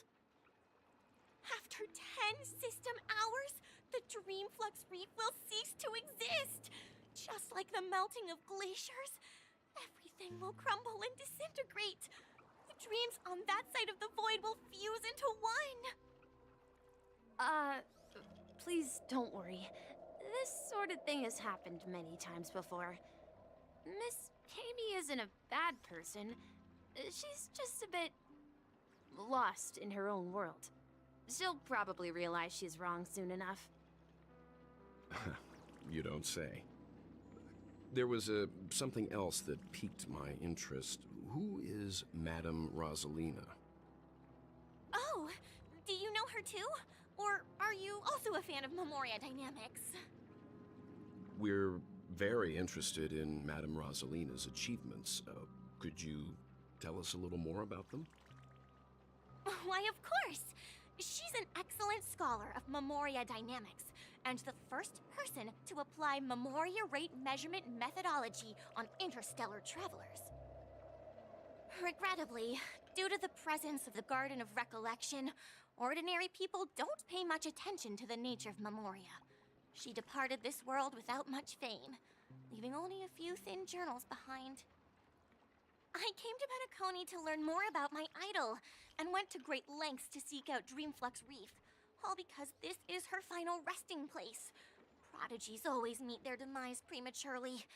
If only Madame Rosalina had more time, she would have discovered a way to reverse the flow of Memoria. I felt it. The source is in the Golden Hour. There is a certain anomalous presence stirring the currents of the memory zone. I must uncover more concrete proof. I must convince everyone. Does the name Madame Rosalina sound familiar to you? That's right. It seems like she did a great deal of research and calculations in Dreamflux Reef before abruptly passing away. Miss Kami regularly mentions her. I hear Madame Rosalina passed away during the prison war. She could see the Penacony of today. Its people building homes in the memory zone. I bet she'd be really happy. Perhaps. Our destination is the commercial district. That's where the largest crowds gather in Dreamflux Reef. We might be able to find the others there.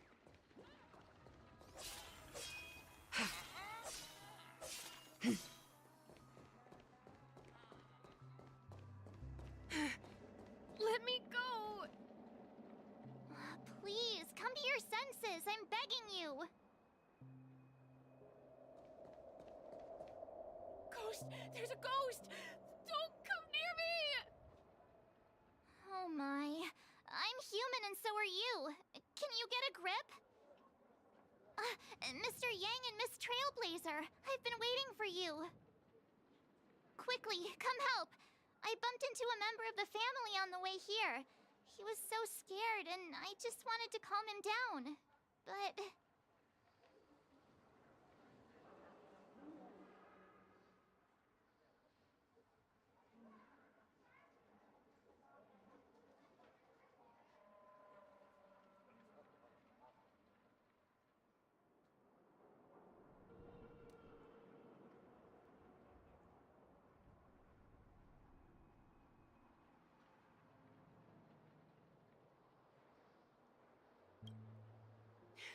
Let me go! Let me go! I've only done good in my life. Why can't I rest in peace after death? Well, this is how it turned out.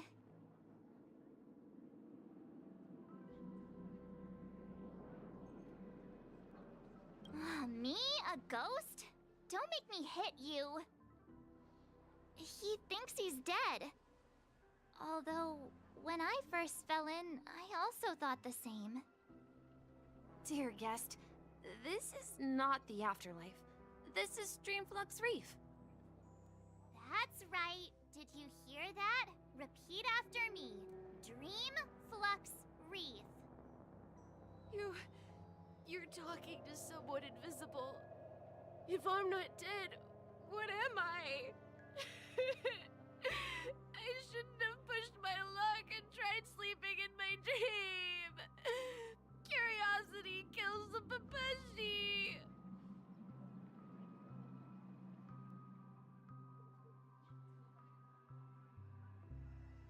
Stop asking!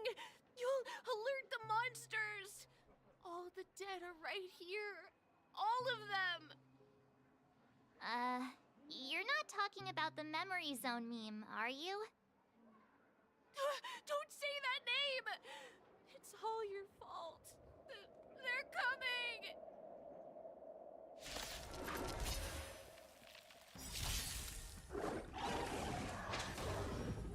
Stand down.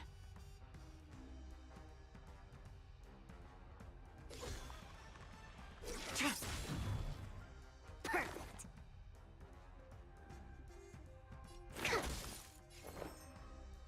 Existence is unity.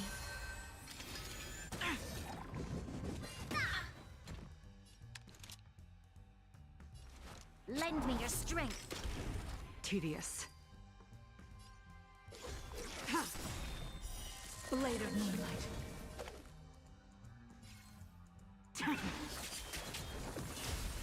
Perfect. Ready for death.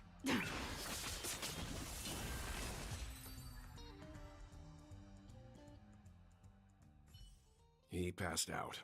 His intense negative emotions attracted the nearby memory zone memes. I see. But why aren't the other people around here scared? Unlike in the Sweet Dream, people here don't see Memory Zone memes as dangerous monsters. And even if they pose a threat, people can easily escape by forcing a wake-up call. But we can't just leave this man here. Can we take him somewhere safe? We can ask Jessie for help. I've gotten to know many locals while waiting for you guys. Everyone here is living a self-sufficient life. I don't know how to describe it, but this place feels like the real dreamscape.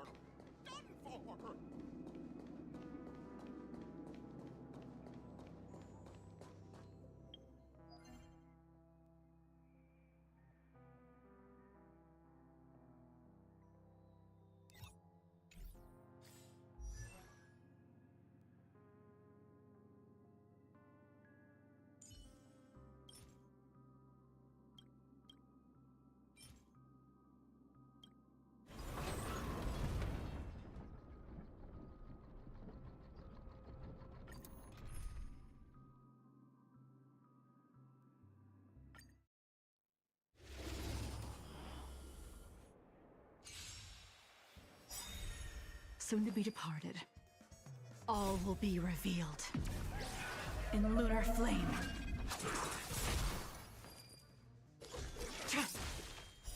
Blade of moonlight. Specimen sighted.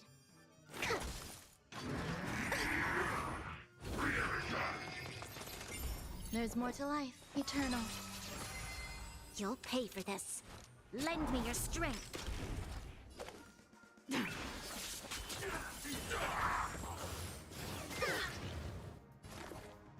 To travel. So this is the warmth of life.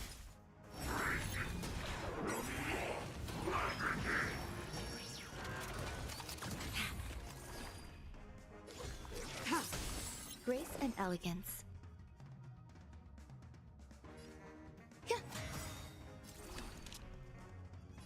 Lend me your strength.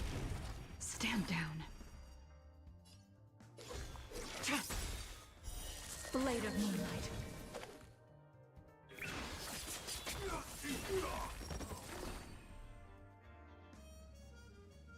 All will be revealed. In lunar flame. Some value, I suppose.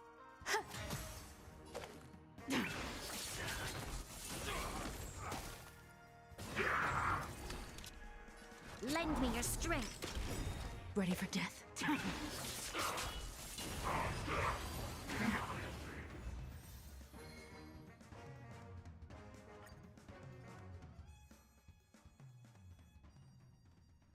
We can ask Jessie for help. I've gotten to know many locals while waiting for you guys. Everyone here is living a self-sufficient life. I don't know how to describe it, but this place feels like...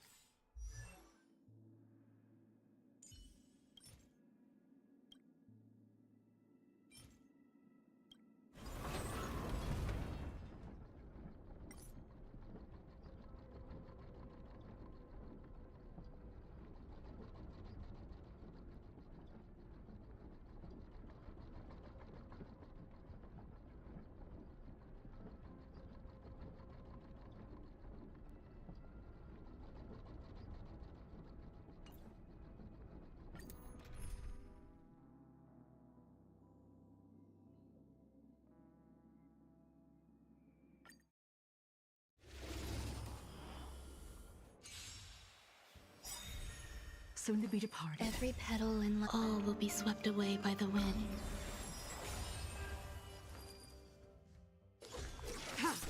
Commencing research. Troublesome. We must... There's more to life. Existence is unity. Gotta stop Tedious. Blade of moonlight. All will be revealed. In lunar flame.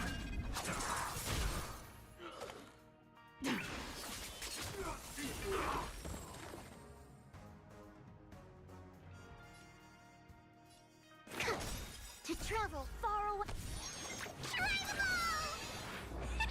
So this is the warmth of life.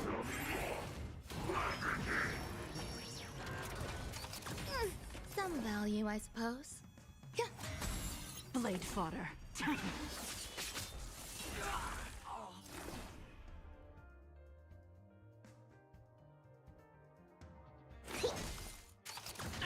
There's more to life.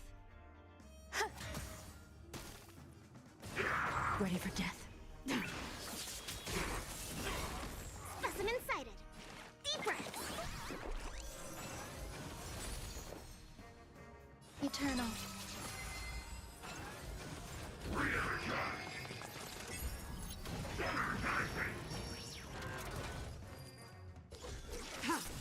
Commencing research.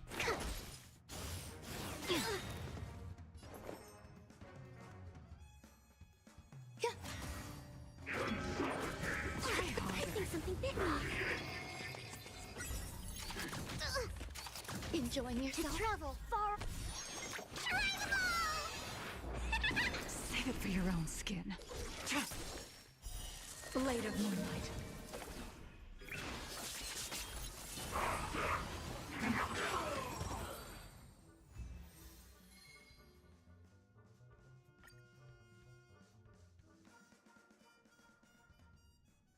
We can ask Jessie for help.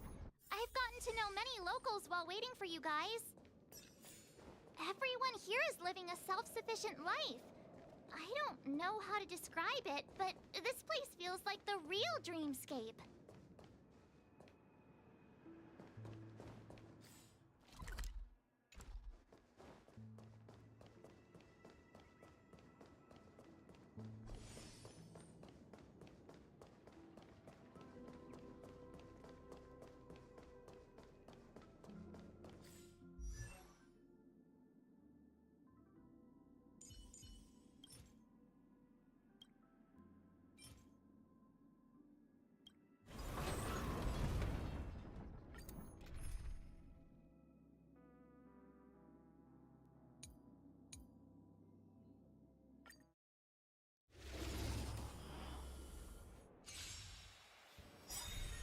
Soon to be departed. All will be swept away by the wind.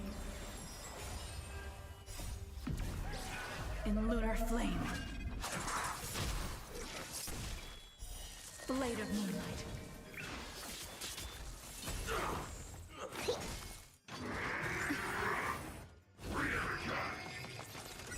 Existence is unity. Lend me your strength. Mustn't fall. Here, try this.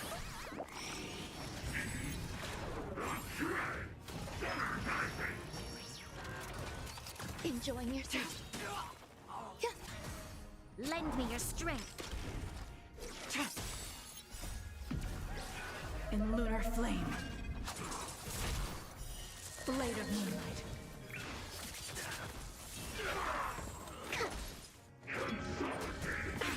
We must protect.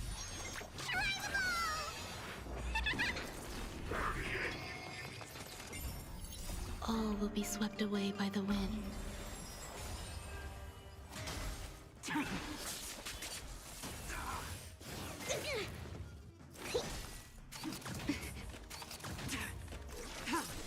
Eternal.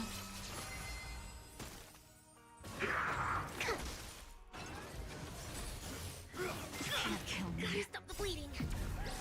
In lunar flame. Blade of Moonlight.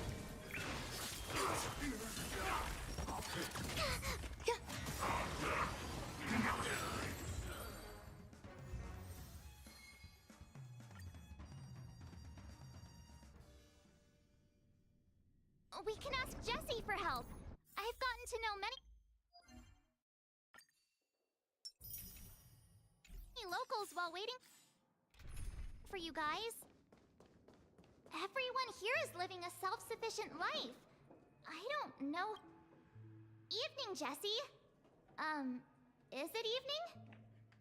Welcome, Miss March. Who might these be? These two are my friends. As for the man lying on the ground, he's a scaredy cat who fainted from fright. I see. Another poor guy who accidentally ended up here. I'll take care of him. There have been a lot of new faces lately.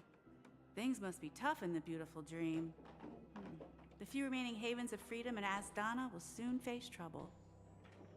Do such things often happen here? Not really, but they're becoming more frequent now. Guess it's one of the signs of the Sweet Dreams collapse. This man has had quite the shock. Could you help me find a Halovian lady, March? Her songs can heal mental wounds. A Halovian lady? That must be Robin. She's also here in Dreamflux Reef. Huh? Robin? But I thought she... Oh, right. If Firefly is here safe and sound, then it means Robin must be okay too. Misha is about to take us to her to find out what happened. But before that, let's meet up with Himiko. You were with her earlier, right? We met some stowaways in the residential area. Most of them came from neighboring star systems. I heard that places like Dreamflux Reef are scattered throughout the memory zone of Asdana, like islands in the ocean. They existed before the family arrived. I also heard that when Dreamflux Reef took shape, it was the center of all dreamscapes in Penacony. If that's true, it's no wonder there are so many similarities between this place and the Sweet Dream. Himiko must be gathering information. Let's hurry up and get going.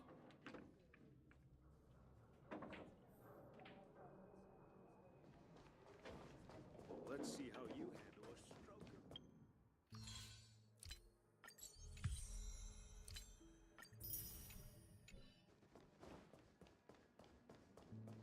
No! At this rate, the family will be done for! Done for! I remember when this place was all...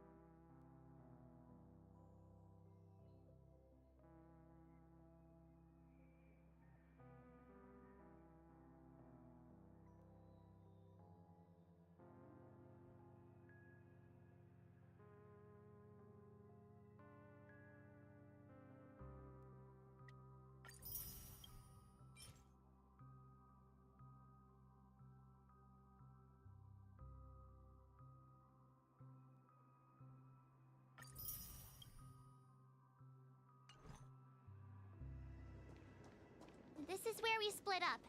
She can't be too far away. So that's how it is. I never imagined we'd gather the remaining details here. To borrow Gallagher's catchphrase, what an unpredictable twist of fate. Himeko, here they are. Ah, perfect timing. Now that everyone's here, I'd like to introduce everyone to Micah, who's partly in charge of the Land of the Exiles.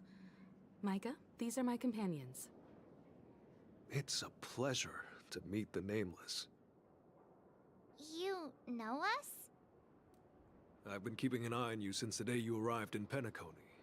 We would have met under more appropriate circumstances if Dreamflux Reef hadn't been isolated from the 12 Dreamscapes.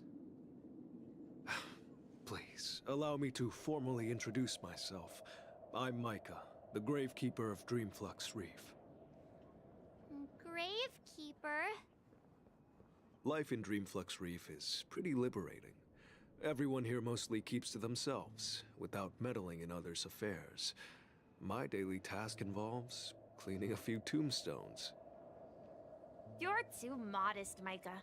When lost dream chasers stumble upon this place, you're the one who takes care of them, guiding them back to the sweet dream, or showing them how to survive the wild dream chaos. So, guardian of sorts. Were you talking to me, Mr. Yang?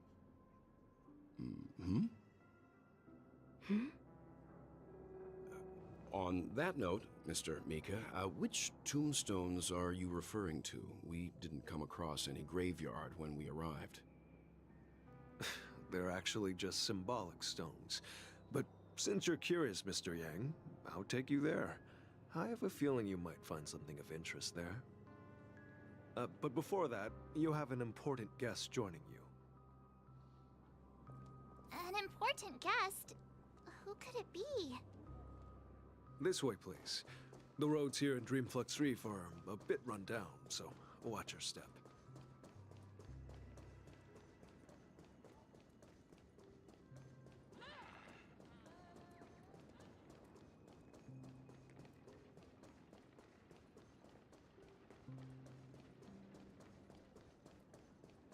There she is.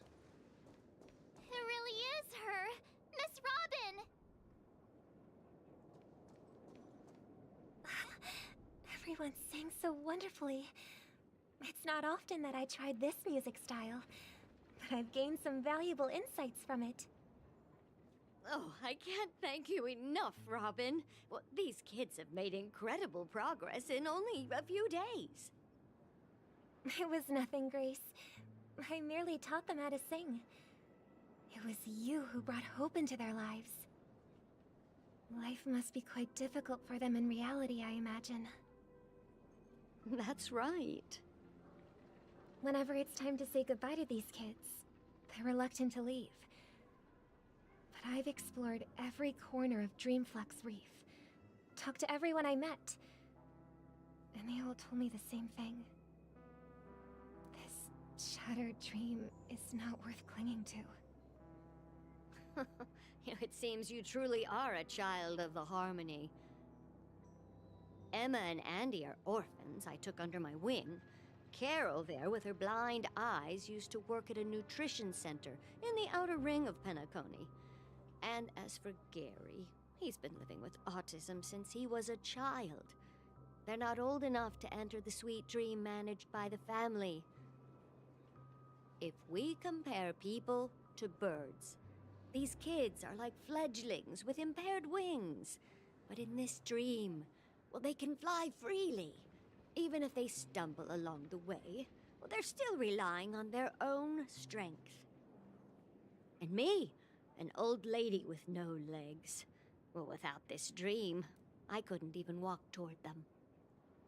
I'm glad that you found a new life here in Penacony. It's just... Don't worry, Robin. Dreams have their significance, but they aren't everything.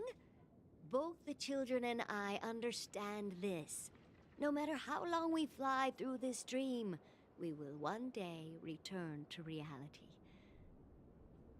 But you know what? Emma and Gary aren't plagued by their insecurities anymore. No, and Carol is learning how to cope with her blindness. And Andy is livelier than ever. Well, even I've become more optimistic. You see, in dreams, we learn how to live. Once we return to reality, we learn how to survive. And should our feathers be damaged, then we share our wings with one another. There's no need to covet an illusory sky in dreams, because we have the right and the ability to fly towards a broader horizon. It's a relief to see you safe and sound, Miss Robin. It's nice to see you all again, Astral Express crew. I heard my disappearance caused quite the commotion out there. I'm really sorry about that. Since you're here, can we assume that you're fully aware of the situation in Penacony? Ever since I returned to Penacony, my voice started to change, until it gradually faded away. At first, I thought it was a temporary ailment, perhaps due to having been away too long. I thought maybe it just takes some time for my body to acclimate to the high concentration of Memoria and Asdana. But now it seems the root of the problem goes way beyond me. There are elements around me that don't align with the harmony. And losing my voice is just one of the signs of the Sweet Dreams collapse. The Sweet Dreams collapse. That memo keeper mentioned the same thing. So it's real. While I was away from Penacony, the boundaries of the 12 dreamscapes kept expanding outward. But whenever I mentioned the anomalies in my dreams, the family heads refused to talk about it. Only my brother was willing to respond. Later, I discovered the secret letters from the IPC ambassador, which further convinced me that there are hidden secrets beneath the surface of Penacony. So, following the clues in the Oak family's dossiers, I found my way here. The land of the exiles, concealed by the family under the guise of death. A dream within a dream, where Penacony's past is buried. Hearing you speak, it sounds as if your voice has made somewhat of a recovery. I hate to admit it, but the harmony in this place resonates more broadly than within the Sweet Dream. It's regrettable, but the family has experienced betrayal. The traitor, or traitors, abandoned their original principles and, using the name of harmony, exploited people's weaknesses to turn Penacony into the planet of festivities, trapping everyone in the illusion of the Sweet Dream. This is not the strong defending the weak, but rather the strong exploiting the weak. A world without equality won't ever be favored by the harmony. And naturally, those voices blessed by them have lost the ability to sing. Could there be another force influencing the family's shift in philosophy, Miss Robin? Considering what happened with Acheron, it's difficult to conceive of another entity within the realm of the harmony capable of influencing everyone. Unless a power surpassing that of an emanator is involved. I'd heard about what happened to the Xianzhou Alliance, but as far as I'm aware, the family hasn't faced any such external interventions. Who knows? Perhaps I've just been away too long and missed something. Regardless, I cannot accept my home is moving towards the very opposite of what the harmony represents, while still claiming to uphold it. I must uncover the reason why Mikhail cut ties with the family, and who exactly it was who betrayed us all. Do you remember our arrangement, Mr. Micah? Well, here's my answer. I've decided to forgo my role, and never step foot on the Charmony Festival stage again.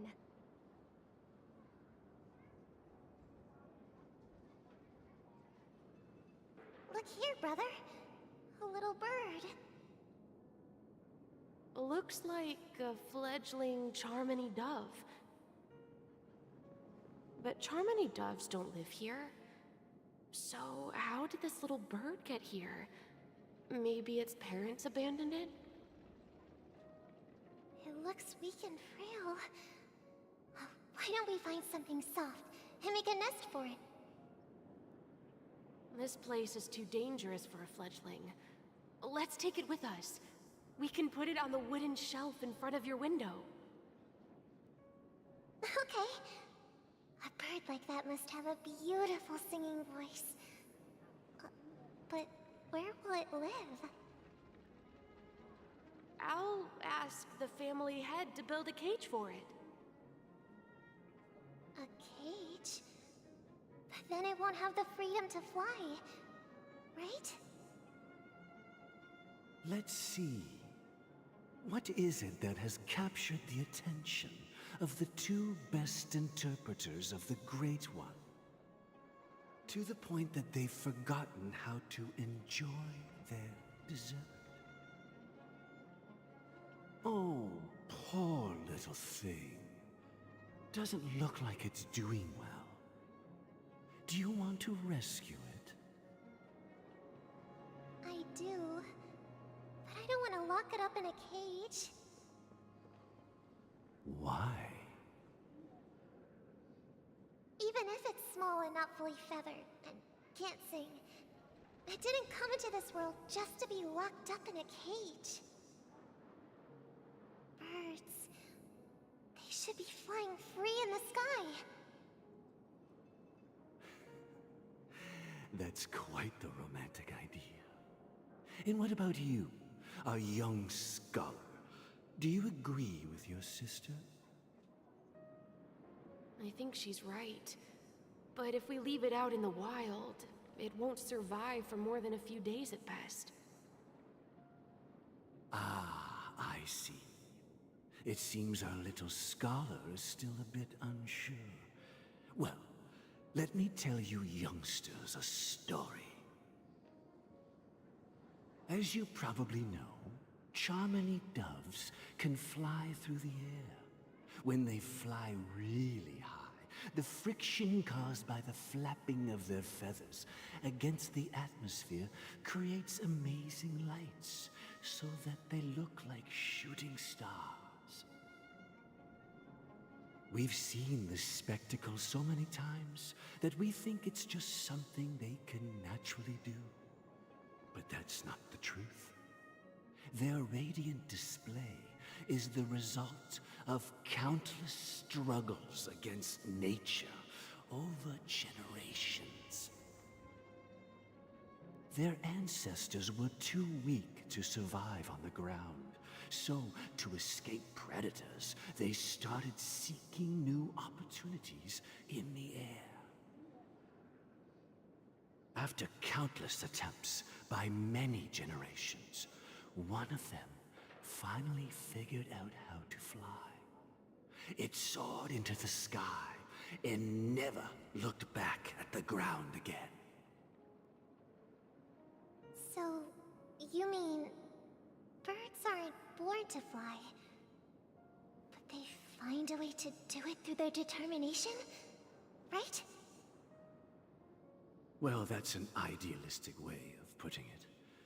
So, what are your thoughts, Sunday? I think people believe birds are meant to fly because they've never seen those birds crashing to their death. That's an interesting perspective. So, have you decided what to do with the bird now? For now, each of you has found your own answer. Your insights are truly remarkable. And I hope they come true in their own way. We will take good care of it, won't we, brother? yeah.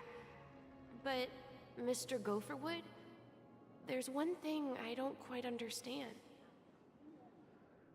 And what might that be, my son?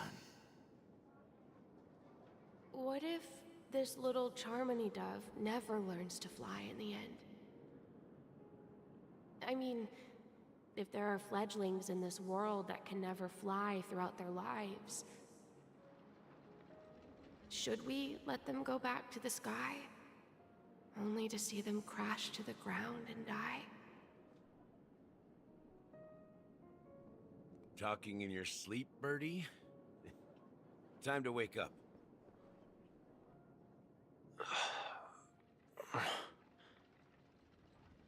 Huh?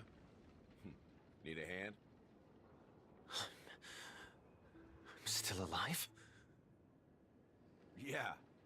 Happy about that. Where is Robin? Tell me. Now.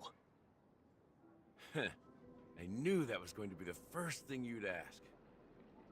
Don't worry, your sister is here, safe and sound. She's probably walking around the streets now. If I were you, I'd be more worried about myself. After all, right in front of you is the guy who just stabbed you in the chest with a dagger. If you wanted to kill me, you wouldn't give me the chance to speak. Just tell me your demands, lackey of the Watchmaker. So, you figured out who I am, huh? No wonder you had the guts to go against the Dream Master and the Four Families. Looks like I made the right choice. Choice? You are aware of my plan and see through my act. Time is running out, so let's drop the charades. I'm suggesting we cooperate. Cooperate? What makes you think I'd cooperate with you? The fact that the famous Robin has chosen my side. Plus, some clues about a traitor and a bright future for Penacony. Any of that catch your interest? I find it hard to believe a man who's full of deception. Fine. You don't have to trust me. What you should trust is the sense of justice inside of you. Show me Robin first. All right, as you wish. Here she is. Huh? What's your trick this time? Just kidding. I mean, this lady will lead us to Robin, right? And the crew, too. There are too many people who you owe an explanation. That'd be great. Please follow me, Honorable Oak Family Head. Now, all the actors are on the stage.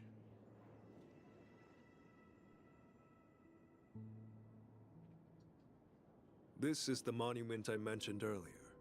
The names inscribed on it should be familiar to all of you. Rosalina and Tiernan. When Penacony was known as a frontier prison, it was the Trailblazers who connected it with the stars. They were the heroes who saved Astana, and their names deserve to be immortalized. Not just on this small stone tablet, but in the annals of history for all of time. However, today, the planet of festivities is nothing but sweet dreams. That heavy piece of history is all a distant memory. Just like that prison. If their names are inscribed here, then that means... According to Micah, they died long ago. Rosalina was killed during the War of Independence. She ventured alone into the heart of the star system to investigate the flow of Memoria, but she never returned. Tiernan was a skilled gunslinger, strong and reliable. He led the people through countless battles, but he didn't live long enough to witness the arrival of true peace. In the decade following the war, Penacony faced challenges internal and external. To protect Astana, Tiernan took up the way of the Trailblaze and led the Lampmoth family to explore beyond the system, only to be surrounded and wiped out by the Swarm. Though I had expected as much, the tales of these heroes truly are sorrowful. True to the title of Trailblazer, they spent their lives venturing into the unknown. But what about this tablet? There are no names carved on it. When Dreamflux Reef was created, its owner was still alive. However, he insisted on erecting a monument for himself, saying that it will happen someday. Here we meet again. Everyone from the Astral Express. Robin.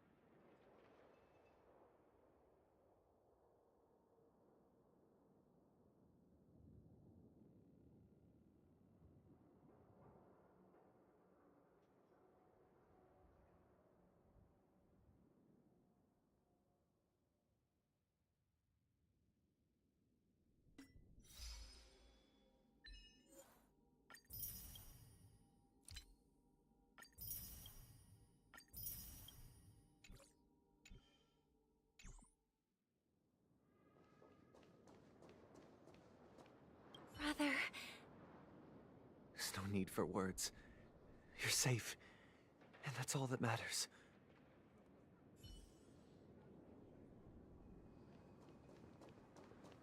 Well, I did my job. I gathered everyone here. Gallagher will explain the rest to you. Take care. Huh. The atmosphere sure is livened up with all these people in here. I brought Gallagher here. It's time to face the truth.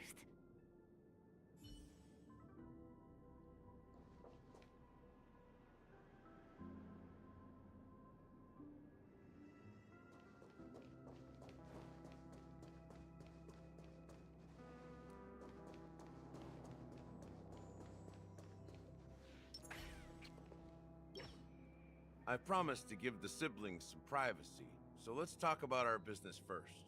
What do you say? That sounds sensible enough.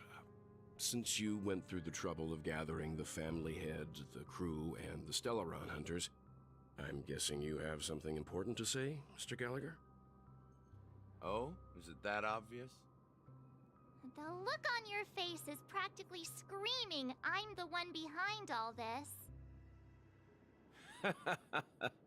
You're right, Mr. Yang. It is indeed time to come clean on everything. The siblings already know what they need to, and they've made their choice. But you, Nameless, arrived a bit late. So it's only fair that I answer your questions. Before we begin, let me reintroduce myself. I'm the founder of Dreamflux Reef, the deputy of the Watchmaker, and the one who sent out that invitation. As Gallagher, the history fictionologist, I humbly extend my greetings to you all. History fictionologist? So what, everything you told us was made up? Well, don't worry. Almost everything I shared was true. Well, except for the part about the family accepting me back. I double-checked with Micah, and everything he said about the family, the Watchmaker, and Mikhail is true. Thank you for your understanding. Now let's get down to business. I'm sure you're all wondering why I went through the trouble of setting up this battle for the legacy, inviting different factions and stirring up a ruckus all over Penacony. Well, it all boils down to something very familiar to all of you. The Stellaron. The Stellaron? But how is that possible? Penacony is a free-flowing interstellar hub. There are no signs of contamination whatsoever. You're totally correct. So, care to take a guess at what that means?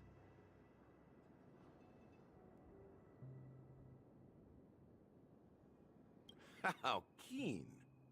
Well, what should I say? I expected nothing less from the person here who is the most familiar with Stellarons. The sweet dream doesn't come out of thin air. If you think of the memory zone as the sea, creating the land of the dreams is like filling that wild ocean with earth to make an island. To achieve this feat, without the help of an emanator of remembrance or enigmata, the only way is to use a Stellaron. And that's not something you can achieve with a simple wish. It requires vast quantities of knowledge, time, and manpower. I'm sure you get what I'm hinting at. In Azdana, the planet of festivities itself is a Stellaron disaster. The planet of festivities itself is a Stellaron disaster? It all started a long time ago, back when the Watchmaker and his crew liberated the frontier prison. They faced countless challenges as they began building Penacony from the ground up. That's when the idea of using the Stellaron came into play. The Stellaron first entered the Azdana system during the war. The Nameless warned everyone against the folly of attempting to tamper with such a power, and most heeded their words. But there are always people in the shadows with ulterior motives. The turning point came after Tiernan's death. With 2 of the Nameless gone, the Watchmaker had to go to the front lines. It was at that moment his rivals saw an opportunity. By the time a representative from the Montour System's family arrived at the Watchmaker's call, the Stellaron had already been activated and was seeping into the primordial synesthesia dreamscape. And I suppose the family happened to possess the knowledge to seal the Stellaron? Not just that. They knew far more about the Stellaron than the average person. They helped Mikhail swiftly quell the civil unrest and played a part in building Penacony under the disguise of the Harmony. Those 3 eras were known as the Age of Dreaming. The Watchmaker, who had been left in the dark, sent out invitations across the universe, spreading the hype around the land of the dreams. Then, how did they turn against each other? Remember the island in the ocean metaphor? The truth is, the Stellaron was never truly sealed. It existed in a different form within the dreamscape. Think about this. What would it cost to create and maintain such a lavish dreamland? It's people's lives. The opulent dream is built upon the decay of spirits, with a toxic elixir called pleasure flowing through the dreamscape. It tempts people to indulge in the dreamscape, and gradually their minds succumb, becoming nourishment for the sweet dream. Confusion, laziness, and cowardice, weaknesses that plague humanity, were magnified and nourished by the family. Penacony became a new kind of prison, even more impenetrable than the previous one. Sadly, we realized this far too late. By then, the family had a firm grip on Penacony, swiftly quelling any opposition that arose. At my wit's end, I had to use the power of the Enigmata, and sought refuge in this chaotic realm. Over the years, I created a meme within this dream for our use. Dormancy. That's its real name. We exploited a loophole. You see, regular people can't fall asleep again while they are inside the dreamscape. So this is the true meaning of the impossible. You sent out invitations in the Watchmaker's name to find forces capable of resolving the Stellaron disaster and draw them into Penacony to uncover the truth. It's not just that. Above all, I wanted to see what happens when the major factions engage in a struggle for the legacy. Since this is the Watchmaker's first announcement in decades, the traitor within the family is bound to reveal themselves. So, the legacy is just a facade. If you want to consider the Stellaron as the legacy, I'm totally fine with that. If that's the case, where is the Stellaron now? That's a question for Mr. Wings. The Stellaron is still under the family's control, and as the head of the Oak family, I'm sure he holds all the answers.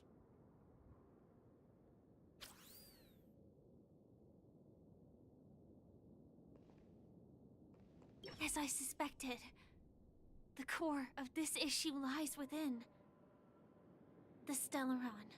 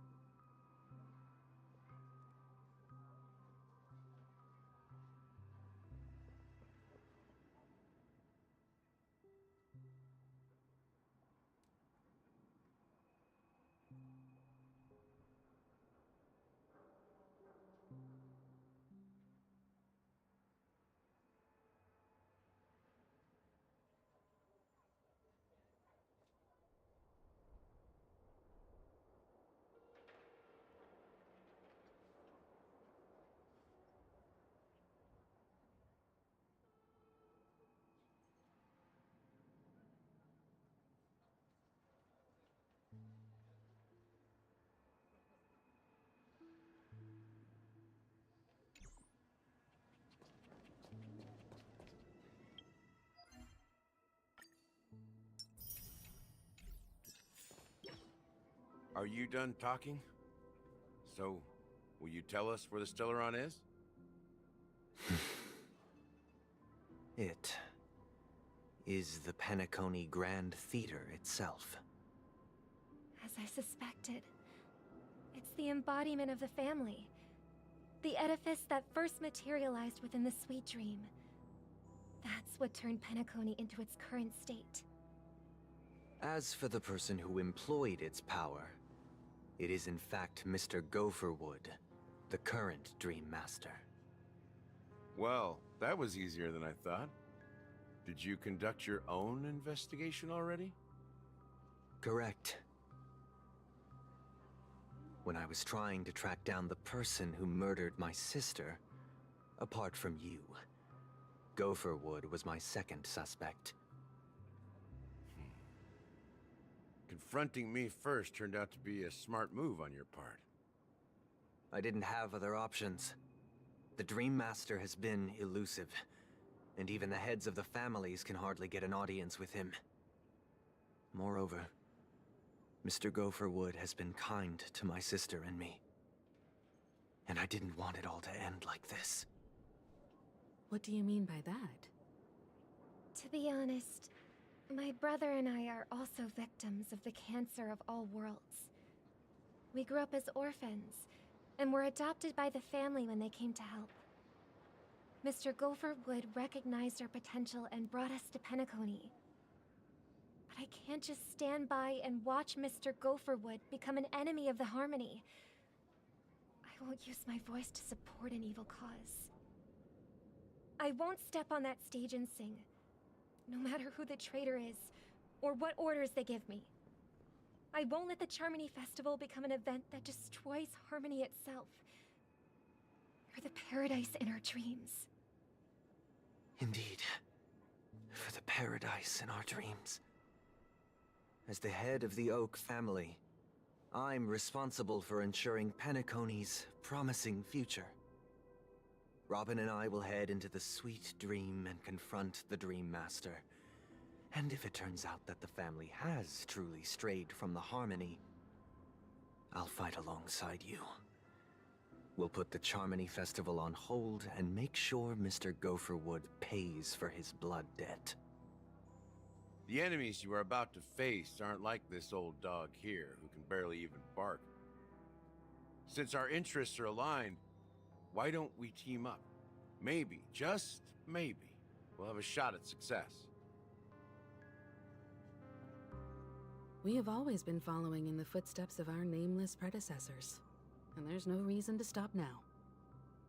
Yeah, we Nameless won't back down from a challenge. Isn't that right, Miss Trailblazer?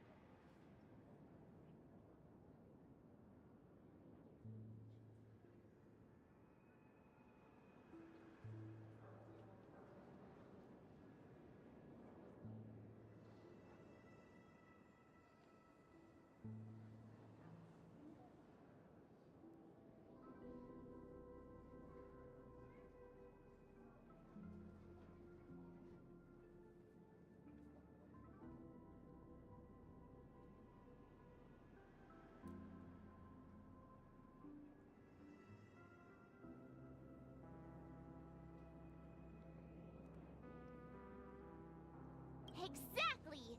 It's time for the crew to save the world once more!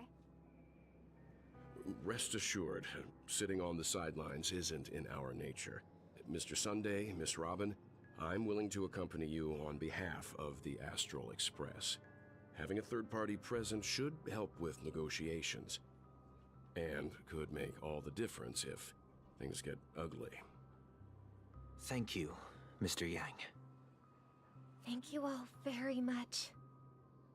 The Charmony Festival is about to start, and time is against us. We must hasten. Everyone, let's gather over here. We still need to make some preparations.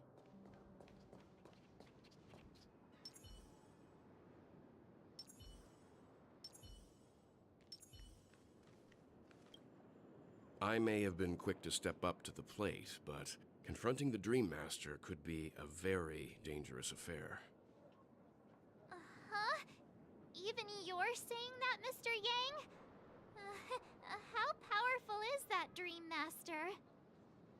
He's the leader of the families of Penacony, and he has the entire power of the Harmony behind him, not to mention the Stellaron in his possession. We must proceed with great caution. Maybe you can just stay behind this time, Mr. Yang? No, that won't do.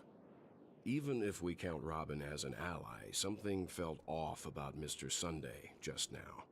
Although, I can't quite put my finger on it. I have to make sure he won't turn against us when things start to get dicey. You're still carrying the keepsake the IPC envoy gave you, right? May I borrow it for a moment?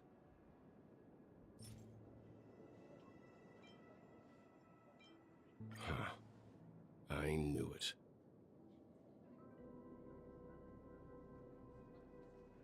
As I suspected, this chip Aventurine gave to you is actually a miniature transmitter. If I'm right, he intends to use it to track your location or contact you when needed. As it so happens, this may actually be of some use in the current situation. Aventurine? Is he still alive? And what does he have to do with our mission to confront the Dream Master? Remember what I said earlier?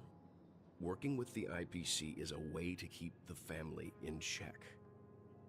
If negotiations go south and the family show their true colors by going after the Stellaron, I'll use this transmitter to send a message to the IPC. It'll be just the opportunity the IPC ambassador was hoping for. The only question mark in all of this is Aventurine's current status. But the IPC is always listening, especially senior strategic investment department heads like him. Getting the message across shouldn't be a problem. Good luck to you, Welt. Well, you take care too. If anything goes wrong, don't worry about me. Just make sure to seal the Stellaron. Spoken like a true hero. Even if the Dream Master is innocent, the family's corruption runs deep. I won't make the same mistake Mikhail did. Let's wish him the best of luck. Don't you have something else to tell us, Gallagher? Why would you say so? Before we departed, the conductor asked us to inquire about the 3 nameless in Penacony. We've already collected intel about Rosalina and Tiernan, so the only one left is legwork. If I'm not mistaken, we've already met him somewhere, haven't we? It's not enough to say meet, but the answer is pretty obvious. After all, I've hinted at it in quite an evident way.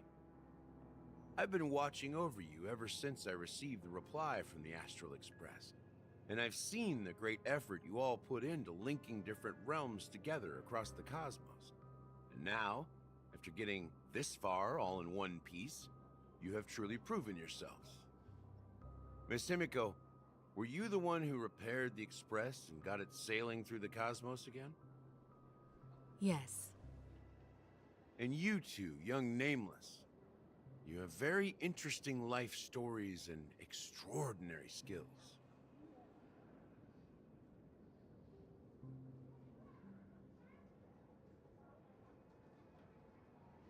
I don't know much about my life story, but I do have extraordinary skills.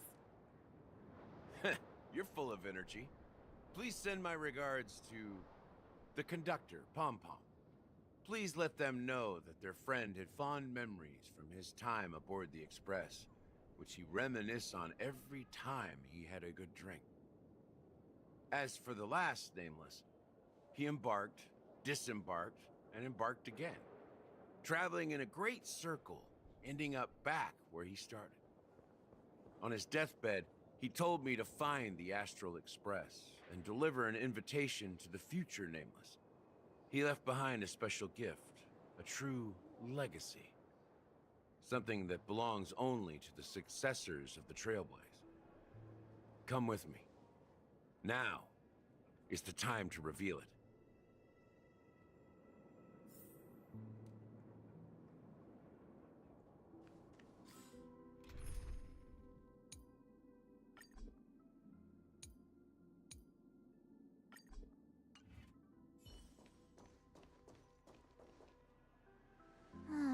Back here again.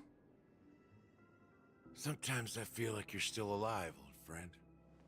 Like you've still got so much to say and do. I've kept my promise, brought the future Trailblazers you've waited so long for. I don't know why you were so obsessed with that train, but I remember your last words. Don't let us down, old man.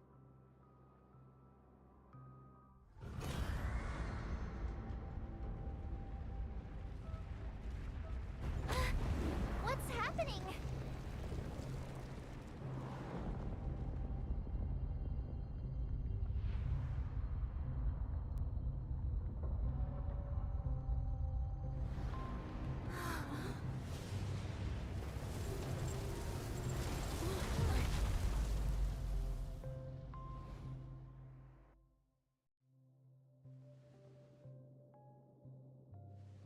Go ahead. His resting place lies in the garden up ahead. The first and last nameless of Penacony. Mikhail Char Legward, the Watchmaker.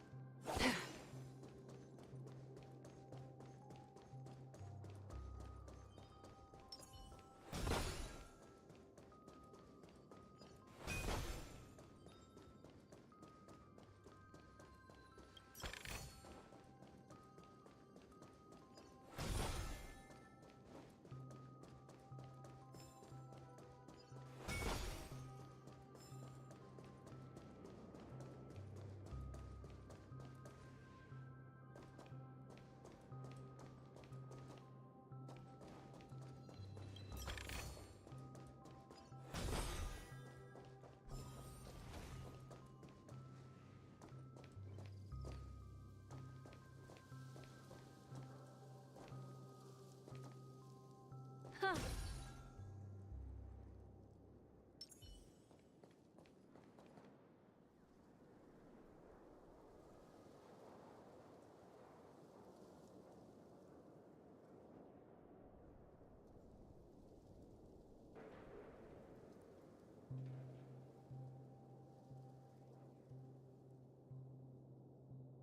Sure enough, the Watchmaker is the third nameless.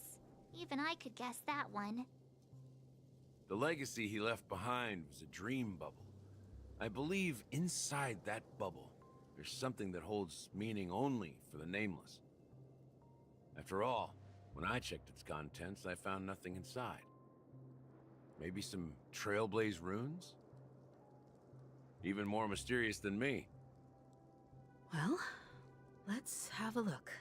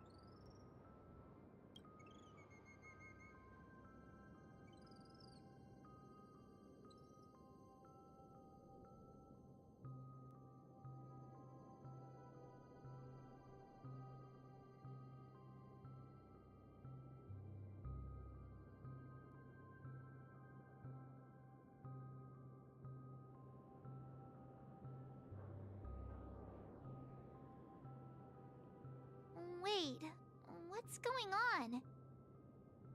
Seriously? There's nothing inside this dream bubble?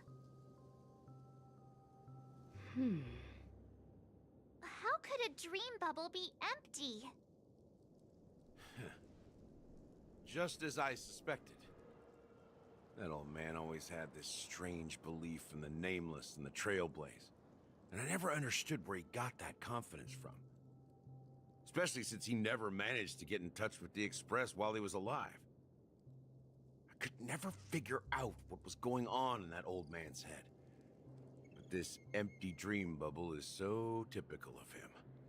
He was always full of weird fantasies and incomprehensible romanticism. That mischievous old man. Well, I didn't expect him to leave anything concrete behind anyway.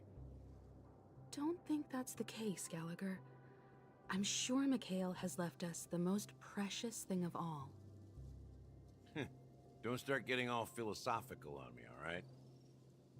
Just as Mikhail believes in the nameless of the future, we unconditionally believe in the nameless of the past. How could they leave with regrets for the future when they were ready to dedicate their lives to the land they loved? There must be something contained in this dream bubble. It's just we haven't figured it out yet. You also have faith in the Watchmaker, don't you, Gallagher? Well, I'm a follower of the Enigmata. My philosophy forbids me to have faith in anything. That's why I understand what faith means in the path of Trailblaze. And I also want to know what he left behind. I'll leave it to you guys then. Can I borrow your pet? I need to make a trip back to Golden Hour and check something at the Dreamscape sales store. It's for Mikhail, and for the future of Penacony.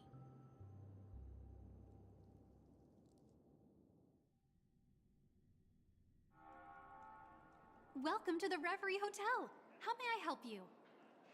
Greetings. We're the Nameless from the Astral Express, and we'd like to check in. The Astral Express? But I thought... Yes, my companion's already checked in. My name is Dan Hung, and I believe my personal information is recorded in your system. I see, but your companion said you wouldn't be coming due to a change of plans. Now the plans have changed again. And you are... Me? I'm Pom Pom, a new Nameless who's also with the Astral Express. He's my fellow trailblazer. We responded to the family's invitation before he boarded the Express, so he wasn't registered in your system. Is it possible to accommodate him as well? Oh, I see. Another one of the Nameless had a similar situation. Seems like a lot of people are joining the Trailblaze these days. Since there's a precedent, it shouldn't be a problem. Just give me a second to contact your companions. I'm sorry, dear guests, but it seems I'm unable to reach the other members of the Astral Express. What do you mean by unable to reach them? My apologies. This is the first time I've encountered a situation like this. However, the system indicates that those guests are still in the dreamscape. How about this? Give me their room number, and we'll go check on them ourselves. I'm afraid that's not possible. I need to verify both of your identities before I can share any guest information. How about you just wake up someone? Let's say, Welt? I'm sorry, but there are strict rules regarding forced awakening. It cannot be done without the proper clearance. So nothing works, huh? What's your solution then? Are you saying we sleep here? At the reception? Please be patient. We need to contact your companions in order to confirm your identities. And now it seems you need to confirm our identities before you can contact our companions. It seems so. Fudge! Look, nothing personal, but if you can't handle this, go find someone else who can, okay? Please calm down, dear guests. I do recall that Mr. Sunday, the Oak family head, personally handled this issue earlier. Oh, please wait a moment while I contact him. I don't think she's trying to give us a hard time. She really just doesn't know what to do. I have a bad feeling about this. You tried to contact them on the Express earlier, but they didn't respond. Something doesn't seem right. I need to leave for a moment. You can stay here with the receptionist. Sure thing. Just don't keep me waiting forever. Don Hung seems pretty worried about his companions. I should give him some space. Stressing out about it won't help anything.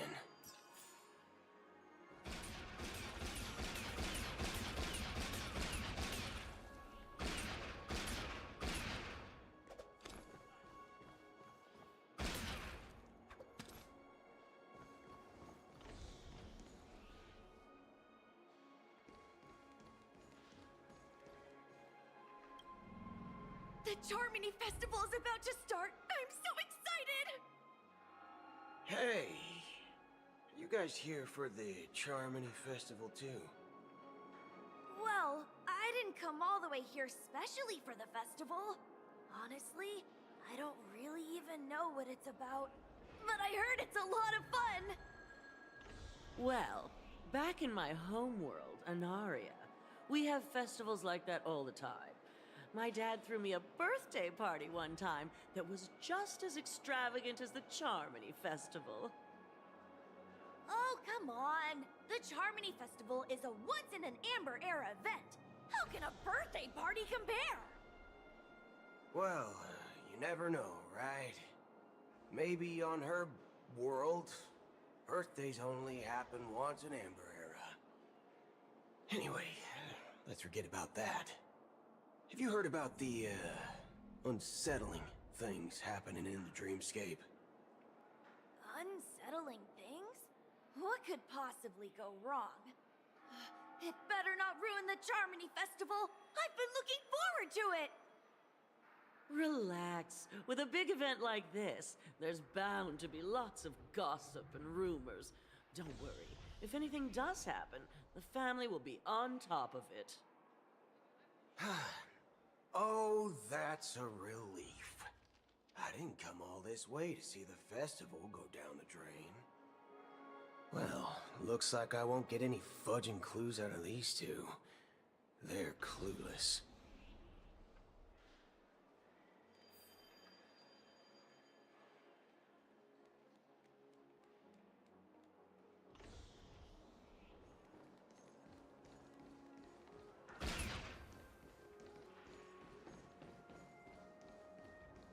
Locked and loaded.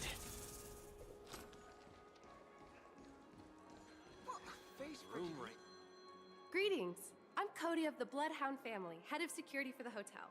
How may I assist you? Hello. So, there's something I wanted to ask about. I've been hearing some unsettling rumors about certain incidents that might affect the Charmony Festival. Do you think there's anything to be worried about?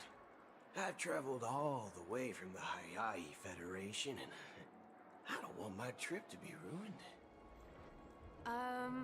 What do you mean? Wait. You haven't heard? I'm not sure where you heard those rumors, but they're completely baseless. I can assure you, as a representative of the Bloodhound family, that everything is going smoothly for the Charmony Festival. At present, all of the families are focused on making sure the festival starts on time. Even the Dream Master himself has arrived. So don't worry, your trip won't be in vain. That's a relief to hear. She doesn't appear to be acting. So, it seems that even the hotel staff are out of the loop. Back already? Hasn't she returned yet? Nope. I'm starting to wonder. Sending her to contact Sunday was a good idea. Neither the staff nor the guests seem to know anything about what's happening in the dreamscape, and wherever we go, all we see is people enjoying themselves. Definitely not a good sign. I agree. Another unusual thing is that the Oak family is supposed to be in charge of organizing the council and managing everything inside and outside the dreamscape. However, I walked around the hotel, but didn't meet a single member of the Oak family on such an important day. Well, I'll be forked. If I remember correctly, the head of the Oak family is that Sunday guy, right? We shouldn't linger here too long.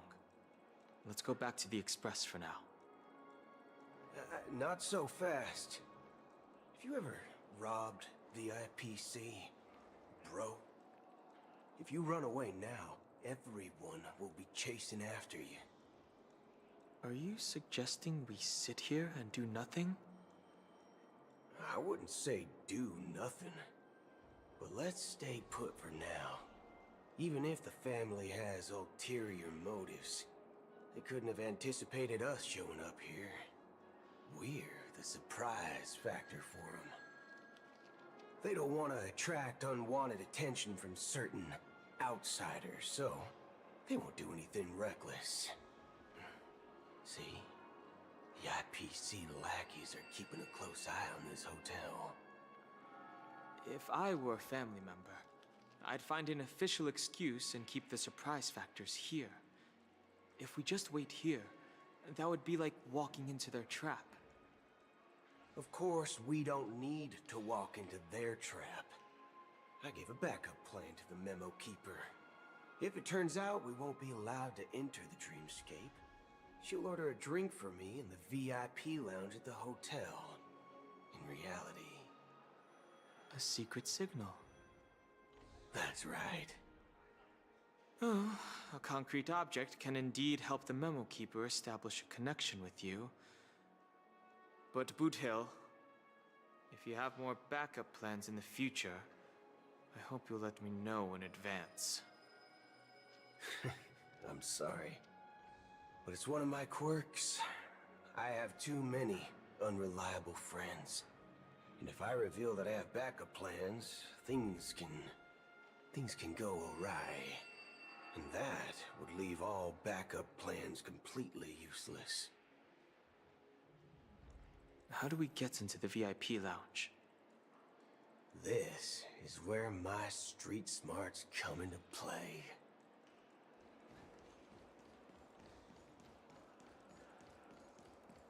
Ooh, this dream's quite crowded. Make sure to stick.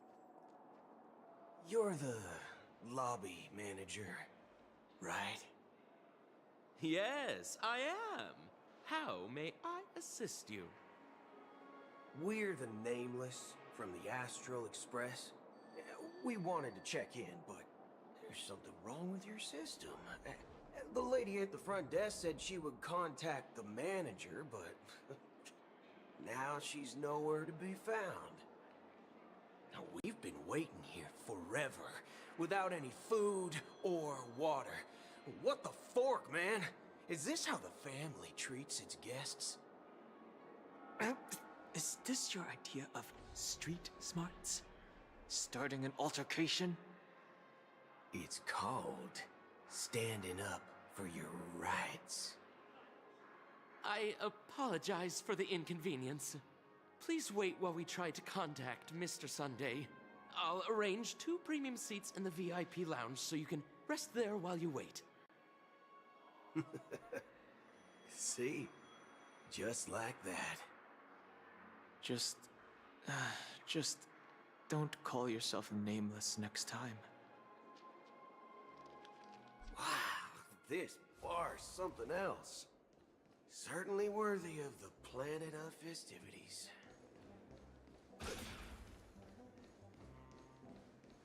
One Peach Soul Glad? Shit. Good evening, gentlemen. Hey, I have an order for a bottle of Donna's White Oak. Can you help us find it? Donna's White Oak. I think there might be a misunderstanding. We don't serve that here. Oh, no way. Are you sure you're not mistaken? If someone had reserved such a beverage, I would definitely remember it. It sells for hundreds of thousands of credits per bottle, after all. I couldn't afford to cover for such an item if it were broken or lost. That's strange. Well, could it be that the memo keeper couldn't afford it? Then what should we do now? Oh, no need to rush. Let's grab some drinks first. Maybe I arrived too early and she hasn't come yet. Now, let's see what kind of juice malts you all have here. Well, give me a glass of Heenum Valley, 40 years. I'll have it neat. No ice. Wow, that's the most expensive one on the list. You have a taste for the finer things. It's on the house, anyway. What can I get for you? Anything you recommend is fine. Then I would recommend today's special, Glass Village. It's classic Soul Glad mixed with Laboom juice. It's refreshing and suits your cool demeanor. Just 1 minute. Ah, this flavor. Dynamite barbecue with rocket fuel. Ooh, it really hits the spot. Truly the finest sherry cask-aged malt juice in the cosmos. Dynamite barbecue with rocket fuel. Is that really something that humans enjoy? Hey, this guy doesn't know anything at all. As long as you're satisfied, dear guests, please enjoy. Let's give the memo keeper another half-system hour. If she doesn't show up, we'll need to come up with a new plan. In the meantime, let's take stock of the situation. What do you think? The situation is unclear. Something must have happened on the planet of festivities, but the public is unaware of it. Someone in a position of power within the family must be covering it up. It's unusual for the followers of the Harmony to invite other factions, let alone the IPC and the Masked Fools. If what you said about the Emanator of the Nihility is true, the situation in Penacony is a little complicated, to say the least. Actually, there's something else I'm concerned about. Regarding Acheron. As you know, the faction that follows the path of the Hunt are some of the most dangerous folks in the cosmos to mess with. I mean, who in the right mind would impersonate the Cienjo Alliance or the Galaxy Rangers? It's like asking for a death wish. Isn't there a saying among the Cienjo people that the Rainbow Sect lets their Lux Arrow do all the beating? Talking. Do all the talking. Well, you know what I mean. Even though the Galaxy Rangers have been out of sight for years, we've been keeping an eye on this region. Even the dumbest criminals know better than to mess with the Annihilation Gang, much less the Rangers. But that Acheron lady, she doesn't seem like a lunatic at all. On the contrary, she's highly logical and organized. She knows exactly when to hold back and when to strike without mercy. And you believe that someone like her would have an ulterior motive for impersonating a Galaxy Ranger? I'm not entirely sure, but I do have my suspicions. Maybe she knows a Galaxy Ranger, or perhaps she's trying to lure us out for some reason, which I can't figure out. Anyway, what worries me more are the anomalies within the family. They've summoned followers from various paths for the festival. No matter how generous such a gesture is, this move seems highly unusual. Unless the invitations weren't sent by them. If that's the case, it's even more intriguing that the family insists on organizing the Charmony Festival, despite the chaos. Maybe it's Shipei the Harmony pulling the strings. You find it beyond human understanding because it wasn't arranged by humans at all. People do stupid things out of irrational impulses. They abandon their principles when self-interest is involved. They believe in things they know they shouldn't, and fudge, they even break their own rules. But Eons don't. They stick to their determined path and never turn back, even if they reach a dead end. You think Shipei's will is behind all this?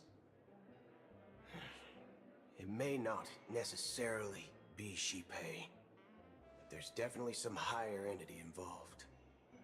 I know it may sound pessimistic, but if human free will were reliable, why would we even need Galaxy Rangers?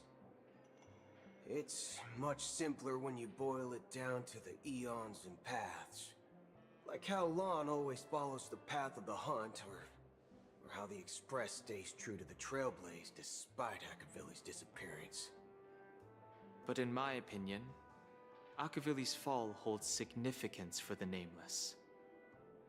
Oh, so you're saying the Nameless now have to take responsibility for their own choices because their absolutely right leader is gone? Exactly.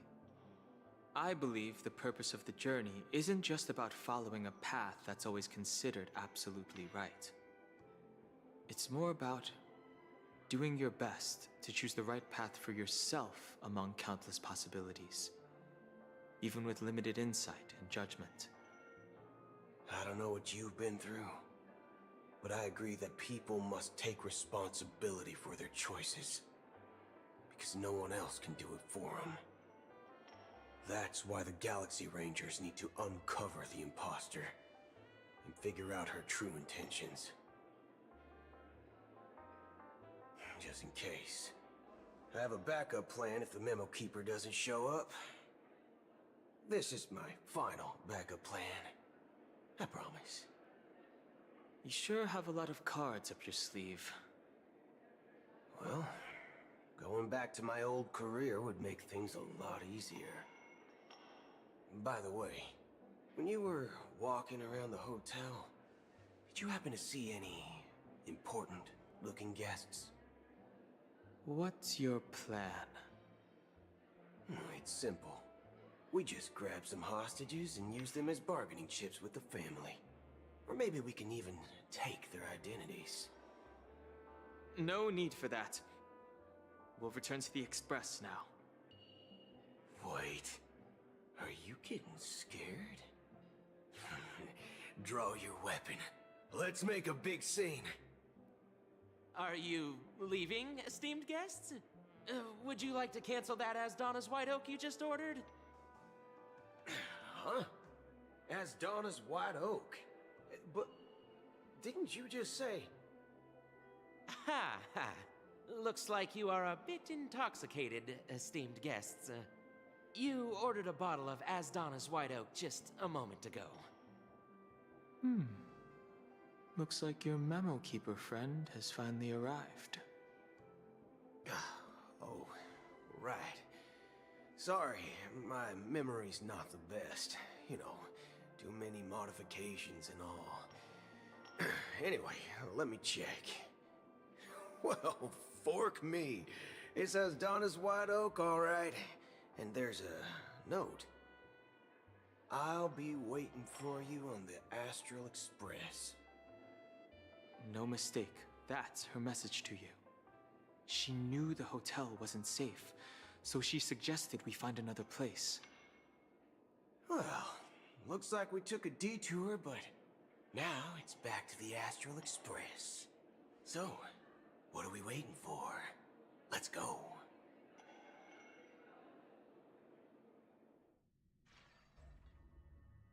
You're back? 2 guests just boarded saying they were looking for Boot Hill, so I told them to wait in the parlor car. Oh, just in time. 2 guests? Yeah, or 2. Look, we welcome all passengers on the Astral Express, but sneaking in like that, you have no regard for etiquette. My apologies, conductor. It was an oversight on my part. I assumed you were already acquainted with the garden. Given the chaotic situation in Penacony, the Nameless are the only ones we can truly trust right now. You are the memo keeper. Pleased to meet you, Dan Hung. I've seen you in others' memories. And as for Boot Hill, this is our first face-to-face meeting. I hope you enjoyed that bottle of Astana's White Oak. You sure have a refined taste. Finally, Memo Keeper. Well, let's cut to the chase. Spill everything you know. That's precisely what I intend to do. But before that, please allow me to introduce myself. My name is Black Swan, and I serve the Garden of Recollection as a memo keeper. As for Acheron's story, I'm sure she knows it better than I do. Greetings. I'm Acheron. What? You Garden of Recollection shirtbag! You betrayed me! I apologize, but she did that at my request. Due to certain reasons, I have been exiled by the family. Thankfully, this memo keeper came to my aid and helped me escape their surveillance unnoticed. To be honest, it was more like stalking than helping. And the process was far from unnoticed. But we did escape. I asked her to guide me to a place beyond the family's reach and to contact a few trustworthy individuals. Namely, all of you. Trustworthy? Son of a nice lady. You think I'm dumb or something? How about this?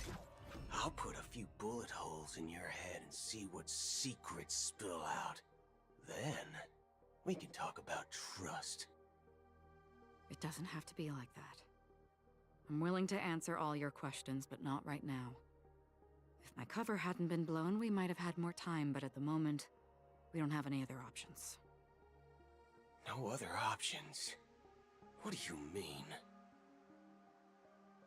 This is the only way I can ensure everyone's safety. I kindly request an immediate warp jump out of the Astana star system.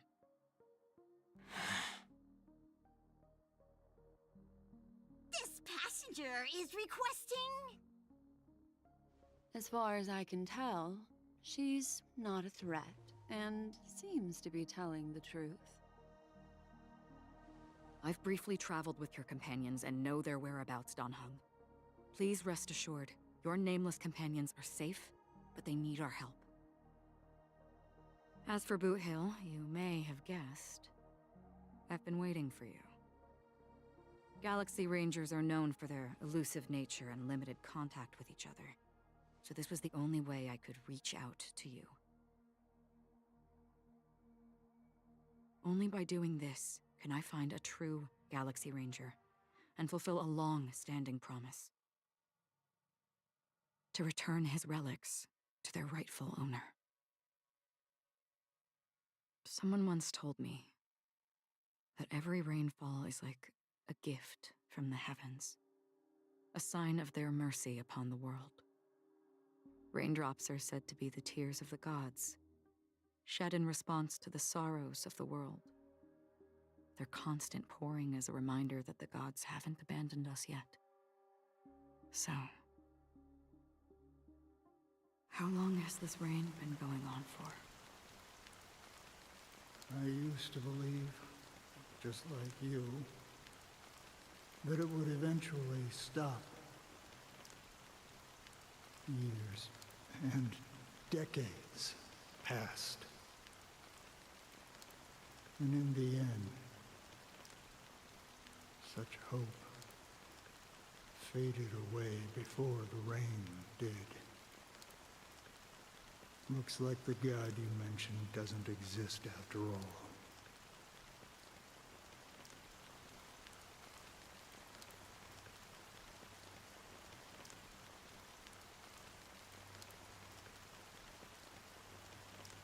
Well, let me share a story with you. Mortals who walk the paths are like sailors on a vast ocean, leaving behind a trail that creates countless ripples of possibilities. These ripples last longer than the fleeting lifetimes of humans. And for some, their presence leaves such a strong mark that it's reflected in the waves. Like those shadows on the ocean. Sin-thirsters, the obsessions of the Pathstriders, they emerge from the depths of IX, seeing themselves as masters of their own destiny, unknowingly repeating the actions of their past lives. They emerge from the nihility and head toward it, leading purposeless lives. However, these hollow phantoms, they were once my dear companions. A group of Galaxy Rangers. Are you watching over them? Watching over them? No. I'm guiding them toward transcendence. It was a brutal war. A crusade that shook the universe. The universe witnessed the fall of Zulo, the Lord Ravager, but it came at a price. A price so hefty that only those who were there still remember. The unwavering determination of the Hunt followers persists even in death. So someone must guide these lost souls to their life beyond. They were heroes in their time, and they shouldn't be reduced to mere puppets of nihility. As for me, I've suffered too many losses on that battlefield to advance any further. And that makes me the most fitting person to carry out this task. But you know, these sin-thirsters, they're not who they used to be. Does this seem pointless to you? Well, some tasks have to be done, even if they are pointless.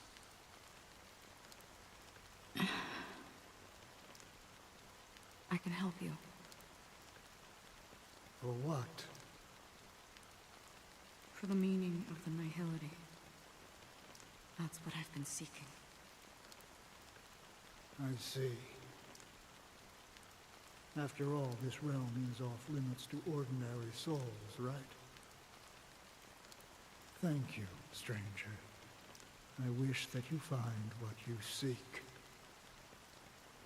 Before we part ways, I have one more question.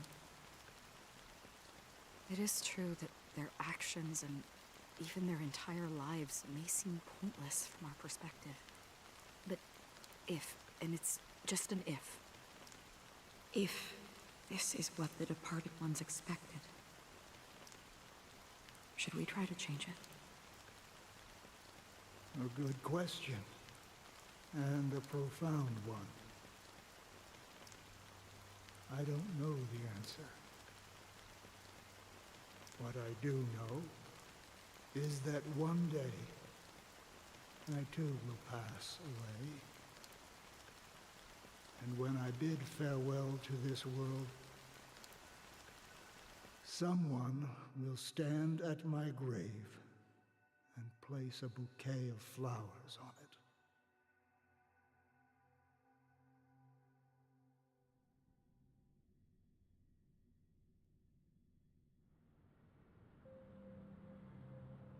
When I appeared as a child, my speech, mindset, and soul reflected immaturity and innocence. As I grew into adulthood, I left behind my childlike side.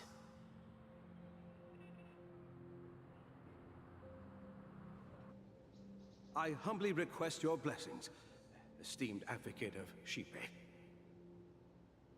Come to me, my kinship. I have sought their presence with us. As you wish.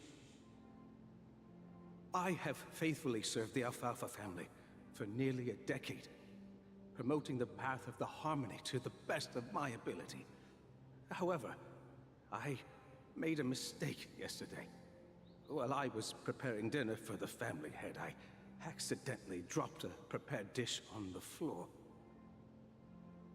Out of laziness, I lied and claimed that everything was ready. Although the head has dismissed me as punishment, it has been tough to sleep with the guilt still gnawing at me, as I worried that the seeds of evilness may have taken root in my soul. So, I confess to you now to seek atonement for my sins. Do you sincerely repent and vow to change your ways? Yes. Have you examined your soul and confessed all your sins? Oh, yes. Are you willing to accept the process of atonement? Yes. Very well. Show your dedication and goodwill to the family, and you shall be reinstated among them. Now, please, leave in peace. Oh, praise Shipe. And thank you, esteemed advocate. Next, please step forward.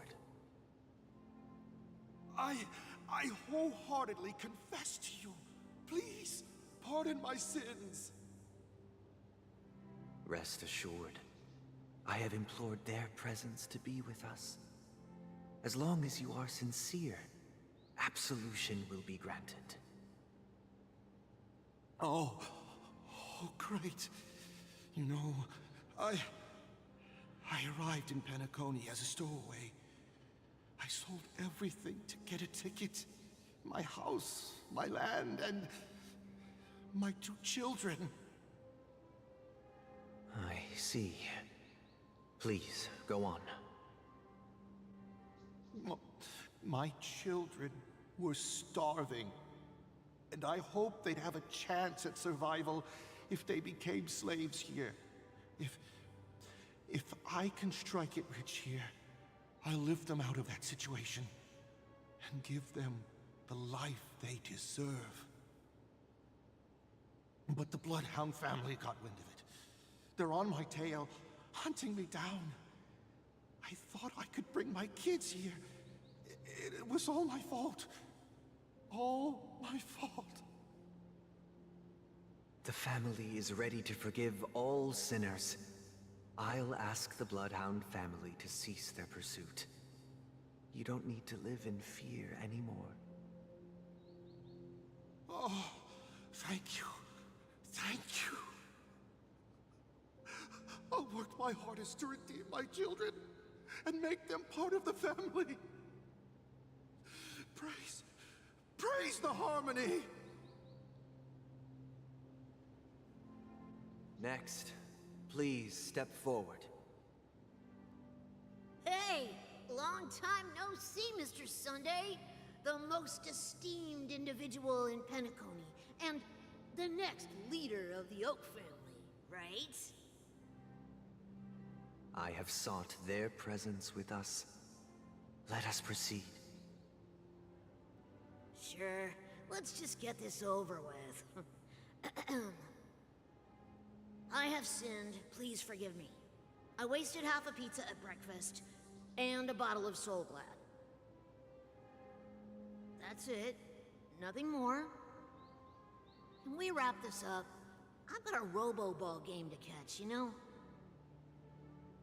Do you seek to atone for your sins through good deeds? My sins? Well, started to sound like a saint, huh? Well, let me tell you something. Neither the family nor you have the right to judge me. You think nobody knows what your precious family has done? About the watchmaker? Huh? Don't kid yourself, Featherbrain. Those dream chasers might be fooled by your act, but don't fool yourself. Before you start spouting off your holy verses, answer me this. Where does the power of the Oak family come from? And your power? What makes you think you can sit there, all high and mighty, looking down on everyone else? Well, I've spent enough time in confession today to enter the Harmony's paradise, right? Then I'll take my leave. Good luck with your election, and, don't make me regret my investments in you.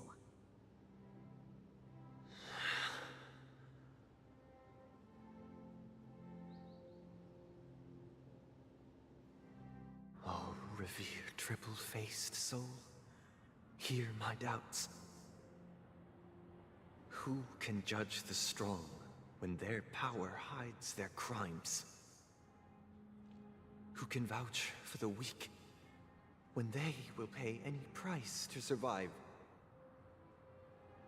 Who can comfort the purest souls when even they get led astray? If the strong defending the weak is truly the foundation of paradise, then who is responsible for the suffering and anguish in this wretched world?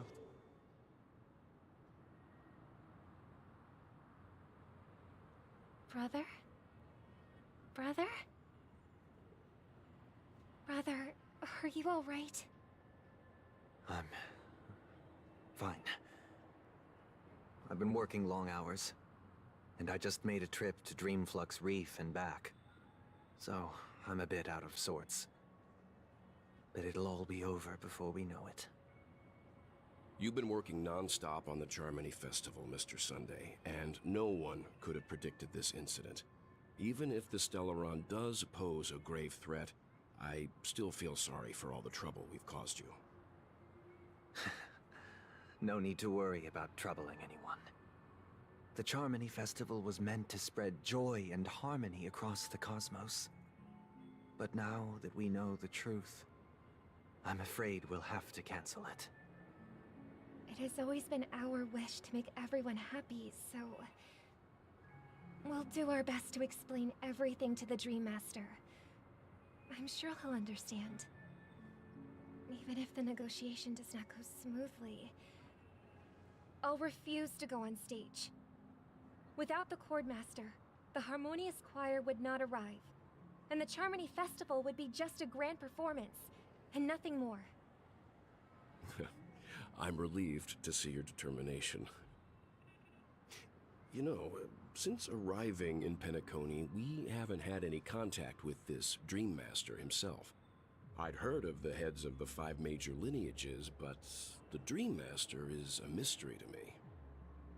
The Dream Master rarely grants an audience, even for us. But, given the urgency of the situation, he's agreed to meet us in person. Perhaps you'll be the first guest to meet the Dream Master in years, Mr. Yang. Let's hope we can reach a consensus that satisfies everyone. Indeed. Let us hope so. It's about time. We'll have to get ready for the meeting. I apologize for any inconvenience caused by the urgency. Don't worry. I'll be waiting here. Dear, it's Mr. Sunday! Hey, come over here! Looks like someone needs help. Let's go check it out.